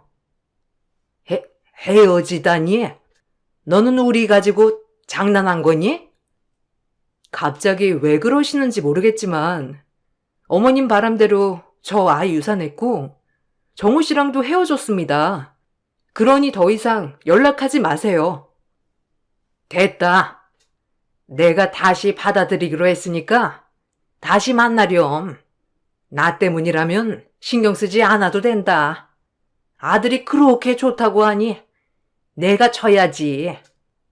어머님, 아니 저기요 아주머님, 저 그쪽 아드님이랑 다시 만나고 싶지 않고요. 결혼도 안 한다고요. 그 난리를 겪고서도 만날 마음이 있겠어요? 사람 금 나누면서 평가는 집에 누가 시집을 가고 싶겠냐고요. 뭐? 너 지금 나한테 아주머니라고 했니? 나중에 어쩌려고 그러니? 내가 너 지금 몸이 안 좋으니 그런 거라 생각하고 한 번은 참으마. 참으실 필요 없습니다. 그리고 그 잘난 아드님 평생 옆에 끼고 살아보세요. 아, 그리고 아드님 오늘도 저희 집 앞에서 무릎 꿇고 빌고 있는데 그건 속상하시지 않으신가 봐요? 그게 무슨 소리냐? 왜 우리 아들이 거기 가서 빌고 있어? 남의 자식 눈에 눈물 흘리게 하면 자기 자식 눈에 피눈물 흘리는 거 모르셨나 보네요. 앞으로 피눈물 흘릴 일 많을 겁니다. 저는 그날 이후로 남자친구와 헤어졌지만 남자친구는 며칠을 저희 집으로 찾아와 무릎을 꿇고 빌었습니다. 아빠가 겨우겨우 달래서 보내면 다시 찾아와 비는 날이 계속되었죠. 그 사실을 알고 어머님께서도 오셔서 남자친구를 끌고 가기도 하셨지만 남자친구는 제가 아니면 살 수 없다며 아직도 찾아오고 있는 상황입니다. 본가와는 연을 끊겠다고 하는 남자친구의 말을 어떻게 해야 할지 많은 생각이 드네요. 어머님은 아들만 믿고 욕심을 부리시다가 결국 아들마저도 잃게 되었습니다. 이런 게 인과응보라 할 수 있을까요? 저의 긴 사연 들어주셔서 감사합니다. 모두들 행복한 하루 보내시길 바라겠습니다. 안녕하세요. 저는 결혼 3년차 30대 직장인입니다. 결혼을 하기 전에는 결혼에 대해서 정말 많이 고민을 했었는데요. 다른 것보다 정말 신랑 하나만 보고 결혼을 결심하게 되었습니다. 주변에서도 아무리 좋은 신랑이라고 하더라도 주변 사람들이 좋지 않으면 안 된다는 말이 많았기 때문에 저도 걱정을 많이 했었는데요. 저는 신랑의 상황을 모두 알고 있었기 때문에 결혼을 결심하게 되었습니다. 정말로 남편 하나만 보고서도 결혼을 생각할 수 있을 정도로 남편은 정말 좋은 사람이었어요. 남편과는 소개팅으로 만나게 되었습니다. 남편은 대기업 직장인이었고 저는 공기업에 다니고 있었죠. 서로 대화를 나누면 말이 정말 잘 통했고 서로 관심사도 비슷했습니다. 성격은 약간 차이가 있었지만 신랑이 정말 배려심이 좋았어요. 구김살 없이 밝은 남편의 모습을 보면서 좋은 가정에서 잘 자랐구나 싶었지만 막상 남편의 이야기를 듣고 나서는 놀랄 수밖에 없었습니다. 수연아, 사실 내가 너한테 얘기하지 않은 게 있는데 그래도 지금은 말해야 할 것 같아서. 무슨 얘기? 나한테 말하지 않은 게 있다고? 사실 우리 엄마 계모야. 나도 고등학교 되어서 알았어. 그래서 대학 오자마자 자취하게 되었는데 나는 너랑 결혼하고 싶거든. 이런 거 다 알고 있어야 할 것 같아서 미리 얘기하려고. 엄마도 계모고 우리 누나도 배다른 누나야. 엄마랑 아빠랑 이미 내가 3살 때 재혼을 하셨어. 아, 정말? 그래서 본가에서 나와서 살고 있는 거야? 사실 직장에서 본가가 멀지 않은 곳이라 조금 의아해할 줄 알았는데 한 번도 안 물어보더라고. 그때 물어보면 얘기를 해야지 싶었는데 너라면 사실 안 물어볼 것 같아서 내가 먼저 말하는 거야. 당연히 이렇게 얘기하는 것도 처음부터 말해야 하는 건 알았지만 사실 좋은 얘기는 아니라서 혹시나 불편할 수 있겠다 싶었어. 그랬구나. 그래서 명절이나 그럴 때도 본가는 안 갔던 거였어? 아빠가 계시니까 아예 끊을 수는 없는 노릇이고 아무튼 이거 알고 있어야 할 것 같아서 말하는 거야. 남편은 자신의 상황에 대해서 연애를 하던 초반에 저에게 얘기를 했습니다. 그런 남편의 말에 저는 깜짝 놀랄 수밖에 없었어요. 누가 보더라도 세상 사랑을 많이 받고 자란 사람처럼 보였기 때문이죠. 남편은 저와 연애를 하면서 결혼을 하고 싶다는 말을 종종 해왔습니다. 빨리 가정을 이루고 본 가정에서 독립을 하고 싶다는 이야기도 자주 했었죠. 그런 남편의 말에 연애를 한 지 3년 만에 저희는 결혼을 결심하게 되었습니다. 결혼을 이야기하면서 남편은 자신의 가정 환경에 대해서 좀 더 자세하게 말을 해주었어요. 언제 얘기를 해야 할까? 정말 많이 고민을 했어. 그렇지만 내가 말을 하지 않으면 수연이 너한테 거짓말을 하는 것 같아서 말이야. 사실 나는 크면서 엄마와 누나에게서 많이 차별을 받았어. 누나랑은 7살이 차이가 나는데 정말 차별이 심했어. 내가 기억하는 순간부터 누나와 나는 정말 다르게 대하셨거든. 아빠는 항상 일 때문에 바빴고 나를 돌봐주었던 사람은 엄마였어. 그런데 엄마는 항상 누나와 나를 비교하고 차별했어.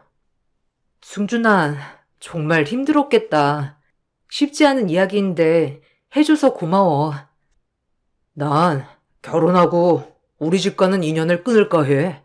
아빠와는 교류를 하겠지만 그 이상은 나도 힘들 것 같아. 그러니 결혼을 하고 나서도 신경을 쓰지 않아도 된다는 말을 하고 싶었어. 많이 힘들었겠네. 혼자서 어떻게 그 시간을 다 버텼어? 3살 때부터였으면 거의 30년을 그런 상황이 있었던 거야? 그러게. 너무 어릴 때는 내가 의지할 곳이 없으니 어쩔 수 없다고 생각을 했었던 것 같아. 한 번은 엄마랑 누나랑 둘만 나가서 밥을 먹고 들어오는데 아무것도 챙겨오지 않더라고. 평소에도 둘이서만 외식을 했을 때도 있었거든. 그럴 때면 저녁에 들어와서 싸운 음식을 혼자서 먹으면서 저녁으로 때웠는데 아무것도 챙겨오지 않은 날은 그냥 굶다가 다음날 가서 학교에서 급식을 먹으면서 배 채웠지 뭐. 저는 그런 남편이 너무나도 가엾고 안쓰러웠습니다.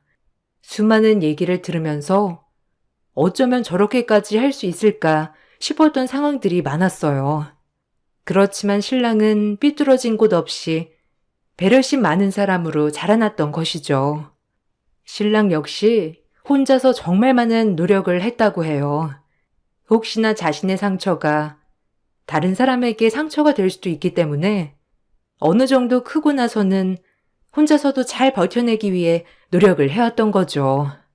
신랑은 어느 순간부터 얼른 가정을 꾸리고 독립을 하고 싶다고 생각했다고 해요. 이미 시부는 나이가 많은 상황이라서 집안의 실세는 시모였었죠. 시모의 차별은 형님이 의사가 되고 나서 더욱 심해졌다고 얘기를 하더라고요. 누나가 의사인데, 정말. 대입 때부터 눈치란 눈치는 다 봐야 했어. 물 마시는 것, 문 여는 것까지 눈치 보면서 살아야 했지. 대학 합격하고 나서는 나와도 많이 비교를 했어. 나도 나름 열심히 공부를 했는데 엄마는 내 길을 꺾어야 되겠다 생각을 하셨나 보더라고. 한 번도 칭찬해주지 않았어. 정말? 그래도 당신 학창 시절에 공부 꽤나 했다고 하지 않았어? 맞아. 못했던 건 아닌데 엄마는 나를 한 번도 칭찬해주지 않았어. 그러다가 우연히 엄마가 내 친엄마가 아니라는 걸 알게 된 거고 내가 그 사실을 알고 있다는 걸 안 순간부터는 정말 대놓고 나를 무시하는데 더 이상 거기에서 살고 싶은 생각이 들지 않더라고. 그래서 죽도록 공부해서 바로 대학은 다른 지방으로 지원을 해 자취를 시작했어. 외로웠겠다. 나도 그래서 궁금하긴 했어. 지금 사는 곳보다 본가가 회사랑 가까운데 왜 굳이 나와서 살까 싶기도 했거든. 이런 사연이 있었구나. 근데 혼자 사니까 마음이 정말 편했지만 온전한 가족이 있다면 좋겠다는 생각을 했지. 그런데 내 상황에서는 결혼은 다른 사람을 불행으로 끌어들인다는 것밖엔 되지 않으니 고민이 많았어. 시모와 형님의 태도 때문에 결혼을 한다고 해도 아내를 불행으로 끌어들이는 것 같아 결혼에 대한 생각은 전혀 하지 않았었지만 저를 만나고 나서 결혼을 하고 싶다고 생각을 했대요. 그렇게 저는 남편과 연애 1년 만에 결혼을 결심하게 되었습니다. 남편은 저에게 정말 정성이었고 진심으로 행동을 했어요. 항상 다정하고 배려해주는 사람이었습니다. 무엇보다 좋았을 때보다 다퉈서 사이가 좋지 않을 때 저보다 훨씬 더 어른 같았어요. 이런 점 때문에 저는 남편과 평생을 함께해도 괜찮겠다는 생각을 하게 되었습니다. 처음 저희 집에 인사를 갔을 때에는 신랑은 엄청나게 긴장을 했고 친정 식구들은 이것저것 물어보기 바빴어요. 그래, 우리 수연이랑 결혼을 하겠다고? 1년 정도밖에 만나지 않았는데 벌써 결혼을 하겠다고 생각한 이유가 뭔가? 아, 저는 수연이랑 함께 시간을 보내면서 많은 힘을 얻고 용기가 생겼습니다. 저에게 좋은 에너지를 주는 사람이고 함께하면 즐겁습니다. 그래서 평생 함께하고 싶다는 생각이 들었고요. 아, 그런가? 자네 부모님께서는 어떻게 생각하시는가? 우리 집도 농사를 짓긴 하지만 그쪽 집안은 부친께서도 사업을 하셨다고 하지 않았나? 네, 지금은 연세가 있으셔서 사업을 운영하고 계시는 않지만 쭉 사업을 하셨습니다. 아, 그렇군. 아버님께서 연세가 많으신가? 네, 저를 늦게 낳으셨습니다. 지금 어머님께서는 제 친모는 아니시고요. 제 누나 역시 배다른 남매입니다. 어머님께서 저를 낳으시고 돌아가시게 되었고 아버지 혼자 저를 키우시기 버거우셔서 3년 후에 결혼을 하셨습니다. 남편은 자신이 먼저 자신의 아버지가 재혼을 하였고 형님과는 배다른 남매임을 이야기했습니다. 이런 사실까지 다 얘기를 하는 모습에 친정에서는 결혼에 대해서 긍정적인 답장을 주셨죠. 그렇지만 문제는 시댁이었습니다. 사실 남편에게 들은 바로는 자신이 결혼을 누구와 하건 신경을 쓰지 않을 것이라 생각했지만 전혀 그런 것이 아니었죠. 형님과는 거의 연락도 하지 않는 상황이었는데 이상하게 인사를 가던 날 시모와 형님은 저를 굉장히 마음에 들어하지 않았습니다.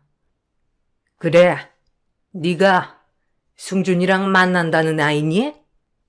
네, 안녕하세요, 어머님, 형님. 여기 약소하지만 선물 받으세요. 아, 너 진짜 약소하게 준비해왔다. 적어도 처음 인사 올 거면 가족들 취향이라도 좀 조사하고 오지 그랬니? 이게 뭐야 정말? 아휴 웃긴다. 그지 엄마? 그러게나 말이다. 어쨌든 승준이랑 결혼하겠다고? 너희 집에는 벌써 인사했다고? 네, 저희 집에서는 다들 찬성하셨어요. 그럼 그래야지. 우리 집이 어떤 집안인데? 근데 원래 남자 집안에 먼저 허락받아야 되는 건 몰랐어? 배운 게 없어 그런가? 네? 그게 무슨 말씀 하시는 거세요? 아니 원래 순서라는 게 있고 차례라는 게 있는 건데 어디서 본 적도 없는 여자 집안 먼저 인사를 가냔 말이야, 내 말은. 아, 마음이 상하셨다면 사과드리겠습니다. 어머님, 아버님 시간을 먼저 여쭤보니 바쁘다고 하셔서 그래서 그랬어요. 아무리 바빠도 우리 먼저 인사를 오고 허락을 받아야 하는 거 아니니? 뭐 어차피 허락을 해줄 건 아니었다만. 네? 결혼 허락을 안 해주시겠다는 말씀 하시는 건가요?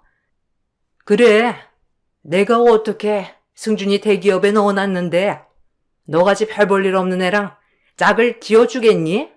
결혼은 하지 말고 연애한다고 하면 찬성하마. 엄마, 왜 그렇게 얘기하세요? 엄마가 반대하셔도 저 이 결혼 할 겁니다. 너는 어떻게 결혼을 너희들끼리만 정하고 결정해? 원래 결혼은 가족과 가족이 만나는 건데 아무나 하고 결혼하는 거 아니다. 그래, 승준아. 너 정도면 어디서 낮게 볼 급도 아니고 거기다가 우리 집안이면 괜찮은 집안인데 왜 저런 집안하고? 초면에 정말 죄송합니다만 그렇게 얘기를 하시는 건 아닌 것 같습니다. 저 봐라. 어디 어른한테 말대꾸니?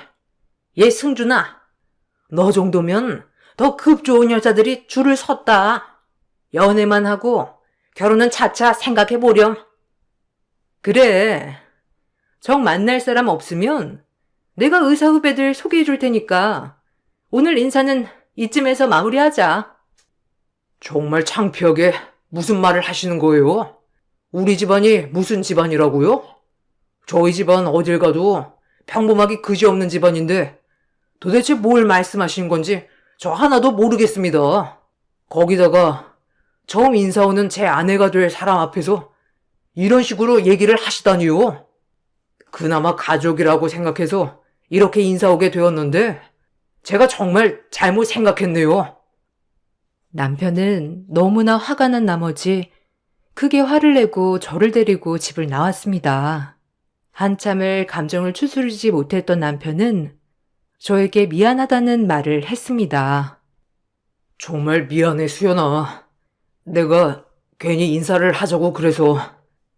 아니야. 어쨌든 승준 씨 부모님이고 누나니까 한 번은 봐야지. 그래도 나도 정말 깜짝 놀랐어. 그냥 사람 앞에서 저렇게 얘기를 하다니. 그러게, 나도 놀랐네. 나한테만 그런 줄 알았는데, 참. 정말 힘들었겠다. 나는 그래도 성인이고 남이니까 저 정도지. 당신은 어린 나이부터 저런 말들을 들어왔던 거잖아. 엄마며 누나가 하는 말은 다 화살처럼 나한테 박혀 있는 것 같아. 그래서 항상 엄마랑 누나 앞에 서면 기가 죽었었지. 근데 이번에 너 데리고 가보니 내가 정신을 차려야 할 것 같다. 나한테 소중한 사람한테 함부로 하는 건 절대 용서하지 못하겠어. 남편은 어떻게 해서든 결혼을 하겠다고 나섰습니다. 먼저 시부를 만나 자신은 결혼을 하겠다며 얘기를 했죠. 시아버지께서는 남편이 말을 하기 전에 이미 시어머님께서 얘기를 하신 걸 듣고 나서 저에 대한 편견을 가지고 있었던 상황이었습니다. 그렇지만 남편은 그것이 모두 오해며 엄마와 누나가 어떤 말을 했는지 모두 다 시아버지께 말을 했어요. 그 후로 시아버님께서는 시어머님께 이혼을 하자고 선언을 하셨다고 해요. 아무리 그래도 결혼을 하겠다며 인사 온 사람에게 무례하게 굴었던 시어머니와 형님의 태도를 인정할 수 없다고 하셨죠. 그러더니 갑자기 시어머님과 형님의 태도는 바뀌었어요. 엄마랑 누나도 결혼식까지 별 말은 안 할 거야. 그러니 우리 빨리 준비해서 결혼식을 올리자. 갑자기 왜 태도가 바뀌신 거야? 저번까지는 절대로 결혼시킬 수 없다고 하신 거 아니셨어? 갑자기 말이 바뀌니까. 아빠가 이혼을 하시겠다고 하셨던 것 같아. 아마 지금 전 재산이 아빠 명의로 되어 있으니 어쩔 수 없다 생각을 하셨나 보더라고. 결혼식 할 때까지는 아무 말도 안 하시겠다고 하셨으니까 준비를 해보자. 그래. 어차피 결혼은 당신이랑 하는 거니까. 그동안 얼마나 힘들고 괴로웠을까 생각하니 내 마음이 정말 아프다. 내가 앞으로는 당신을 구해줄게. 고마워. 내가 더 잘할게, 수연아. 남편은 저에게 너무나 고마워했고 평생을 저를 위해서 살겠다고 말을 했습니다. 그렇게 저희는 서로를 의지하면서 결혼을 준비했어요. 결혼을 준비하는 동안에는 약속처럼 시어머님과 형님 모두 아무런 참견을 하지 않으셨죠. 결혼식 당일에는 그런 것들이 못마땅했는지 이것저것 트집을 잡기 시작했습니다. 어머, 얘. 여기 결혼식장 주차하기가 너무 힘들다. 어떻게 이런 곳을 골랐니? 그니까 오신 하객분들이 다 욕하겠어. 거기다가 드레스는 그게 뭐니? 네 체형에 그 드레스가 어울린다고 생각해? 화장이라도 좀 이쁘게 하던가. 화장도 이상하고, 아휴, 내가 본 신부 중에 제일 안 이쁜 것 같아. 아유, 그러게 말이야. 원래 신부가 결혼식 꽃이라고 하는데 이 결혼식은 꽃이 다 시들어 버렸네. 그니까 엄마, 벌써부터 이렇게 시들면 어쩌겠다는 거야? 그니까 옳게 나한테 좀 이것저것 물어보지 그랬어. 그래도 내 안목은 믿을만 한데. 아, 그러신가요? 처음부터 형님께 여쭤볼 걸 그랬나 봐요. 형님 눈이 그렇게 높으셔가지고 그래서 아직도 짝을 못 찾으셨나 보다. 형님이나 어머님 말씀하시는 걸 들으면 앞으로도 조금 희박할 것 같네요. 눈이 높아서 아직도 시집을 못 가서 살고 있다고 말을 하니 시어머님과 형님은 아무런 말도 하지 못하고 기분 나쁜 티를 팍팍 내면서 사라졌습니다. 우여곡절 끝에 결혼식이 모두 끝이 나고 저희는 바로 신혼여행을 떠나게 되었어요. 아무런 고민 없이 신혼여행지에서 재미있게 시간을 보내고 들어오던 날 갑자기 친정에서 이바지 음식을 시댁에 보냈다는 말을 하셨습니다. 사실 친정에서는 시댁의 상황을 자세히 모르고 있었던 상황이었는데 갑자기 이바지 음식을 보냈다고 하니 정말 당황스럽더라고요. 수연아, 아마 너희 시댁 가는 날에 맞춰서 이바지 음식 갈 거다. 이번에 엄청 신경 써서 준비를 해달라고 했으니까 가서 시부모님이랑 시누이랑 같이 잘 먹고 오너라. 아빠, 안 챙겨주셔도 되는데요. 거기다가 저희 신혼여행 다녀와서 그냥 집으로 가려고 했어요. 아, 그러냐? 그래도 신혼여행 다녀오면 한 번씩 인사는 하는 게 좋단다. 우선 이번에는 보냈으니 가서 같이 맛있게 먹어. 저희는 원래 신혼여행 후에 시댁과의 발길을 끊으려고 했지만 친정에서 이바지 음식을 보냈다는 것을 알고 난 후에는 들어오자마자 부랴부랴 챙겨서 시댁으로 향하게 되었습니다. 부랴부랴 들어가 보니 식탁에는 아무런 음식도 준비가 되어 있지 않았어요. 오히려 저희가 들어가자마자 시모와 형님은 제 손에 들린 선물 상자만 받아 뒤지기 시작하셨죠. 어머, 얘는 신혼여행 다녀오면서 화장품 하나를 안 샀니? 적어도 하나는 사서 선물로 나눠줘야지. 겨우 크림 하나가 전부야? 어머님, 저희 친정에서 뭐 보내시지 않으셨어요? 뭐? 아, 그 음식들 말이니? 아니 원래 안 보내기로 한 걸 왜 이제야 챙기는 건지 모르겠다. 어쨌든 받긴 했지. 그거 어디 두셨어요? 그래도 이바지 음식이라 좀 먹어야 할 것 같은데요. 아, 그거? 저기 베란다 쓰레기통 한번 봐보렴. 아까 같이 넣어놓았어. 저는 시모의 말에 놀라서 부랴부랴 베란다 쪽으로 향하였어요. 거기에는 비닐도 채 뜯기지 않은 채 포장이 된 이바지 음식들이 가득했습니다. 저는 화가 무척이나 나서 이게 뭐 하는 짓이냐며 묻기도 했어요. 어머님, 이게 도대체 뭐예요? 왜 이바지 음식을 그냥 버리신 거예요? 아니, 아무리 그래도 이렇게 음식 보내면 어떻게 하니? 우리가 커지도 아니고. 맞아. 이거 보내도 다 부담인데 이걸 왜 보내냐고. 어차피 결혼하고 나서 주야장창 볼 텐데. 그래, 음식을 해서 보내는 게 어디 있니? 요즘 세상에. 여유롭지 않으니까 이런 허례허식도 하는 거다. 아무튼 급이 맞지 않으니 이런 황당한 일도 있고 참 내가 너무 답답하네 정말. 저는 포장도 뜯기지 않은 채 베란다에 버려져 있는 음식을 보면서 정말 화가 많이 났어요. 거기다가 정성으로 준비를 해준 친정 가족들에게 미안한 마음에 눈물이 나올 것 같았습니다. 그렇지만 말 한마디도 안 나올 정도로 화가 난 상태에서 감정을 꾹꾹 눌러 담고 시모와 형님에게 말을 했죠. 이건 원래 결혼을 하면 친정에서 챙겨주는 겁니다. 정성으로 준비한 이바지 음식을 이런 식으로 버리시다뇨. 어머, 얘 좀 봐라. 너 조금 있으면 나한테 치겠다.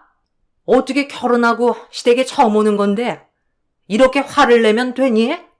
그리고 약속도 안 한 이바지 음식 갑자기 보내면 우리가 얼싸 좋구나 반겨야 하는 것도 아니고 이미 아무것도 안 하기로 한 상태에서 보내면 우리라고 당황스럽지 않겠니? 아이, 엄마. 아무 말도 하지 마. 뭔 얘기를 한다고 통하기나 하겠어? 이래서 주제 모르는 애들은 받아주면 안 된다니까. 이것 봐.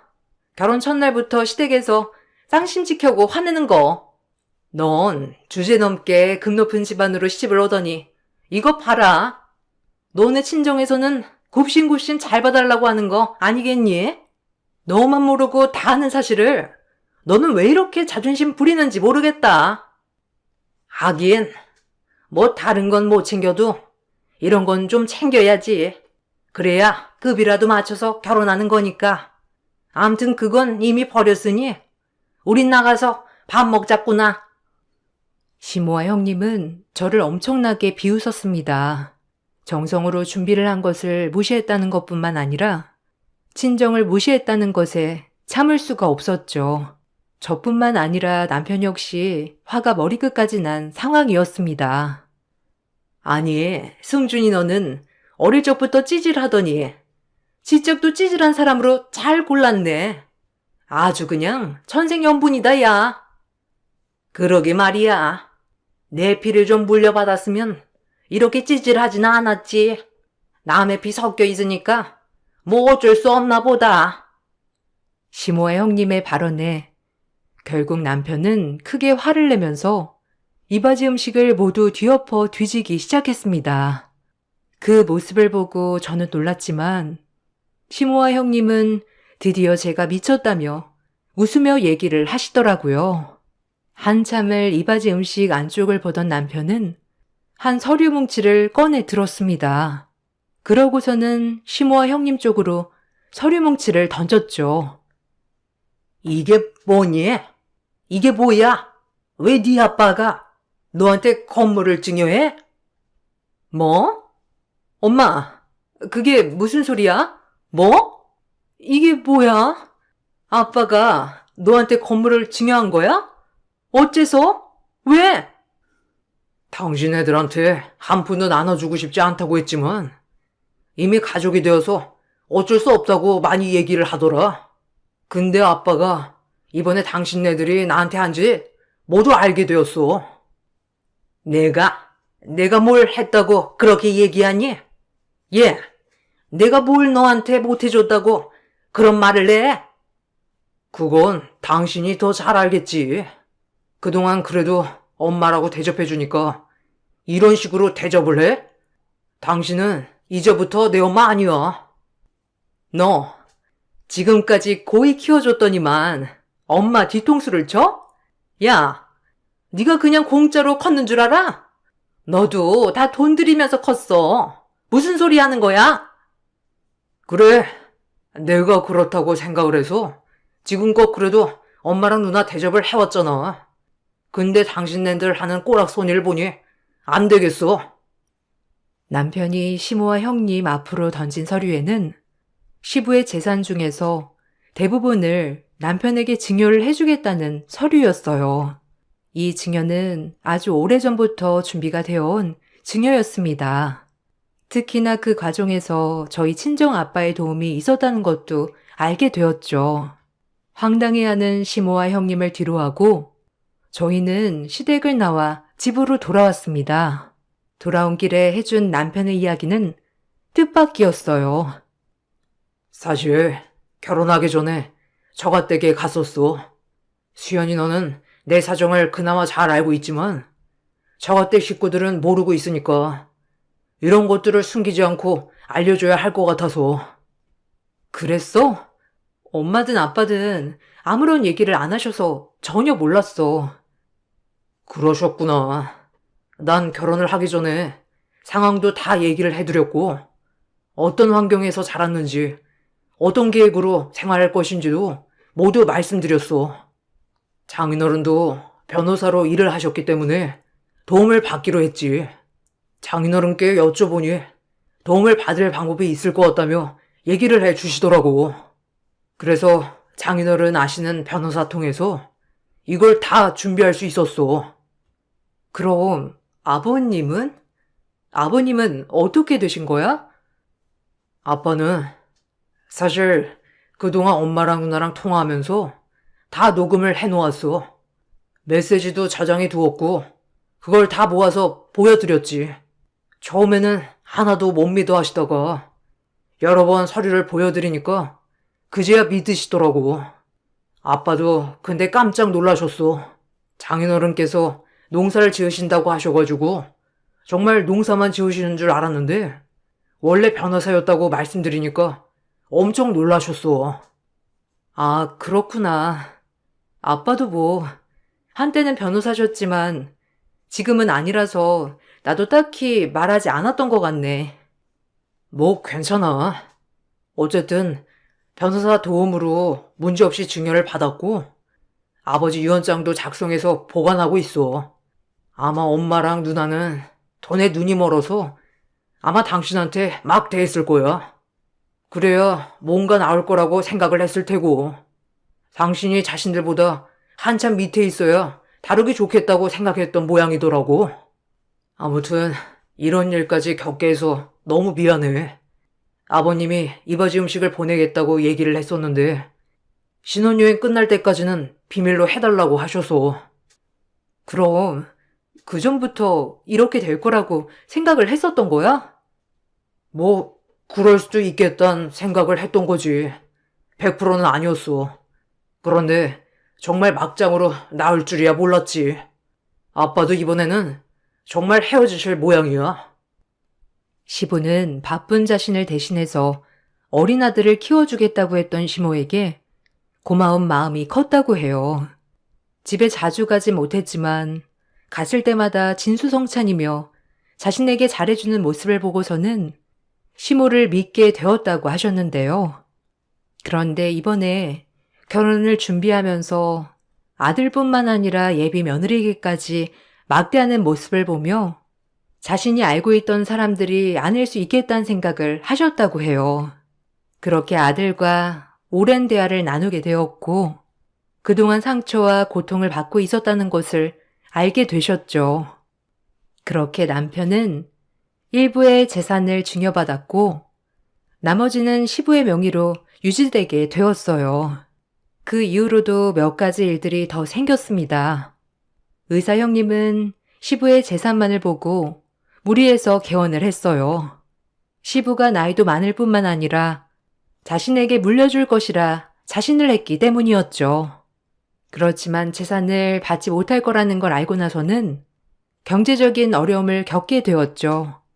한 번은 형님이 저에게 전화가 오기도 했어요.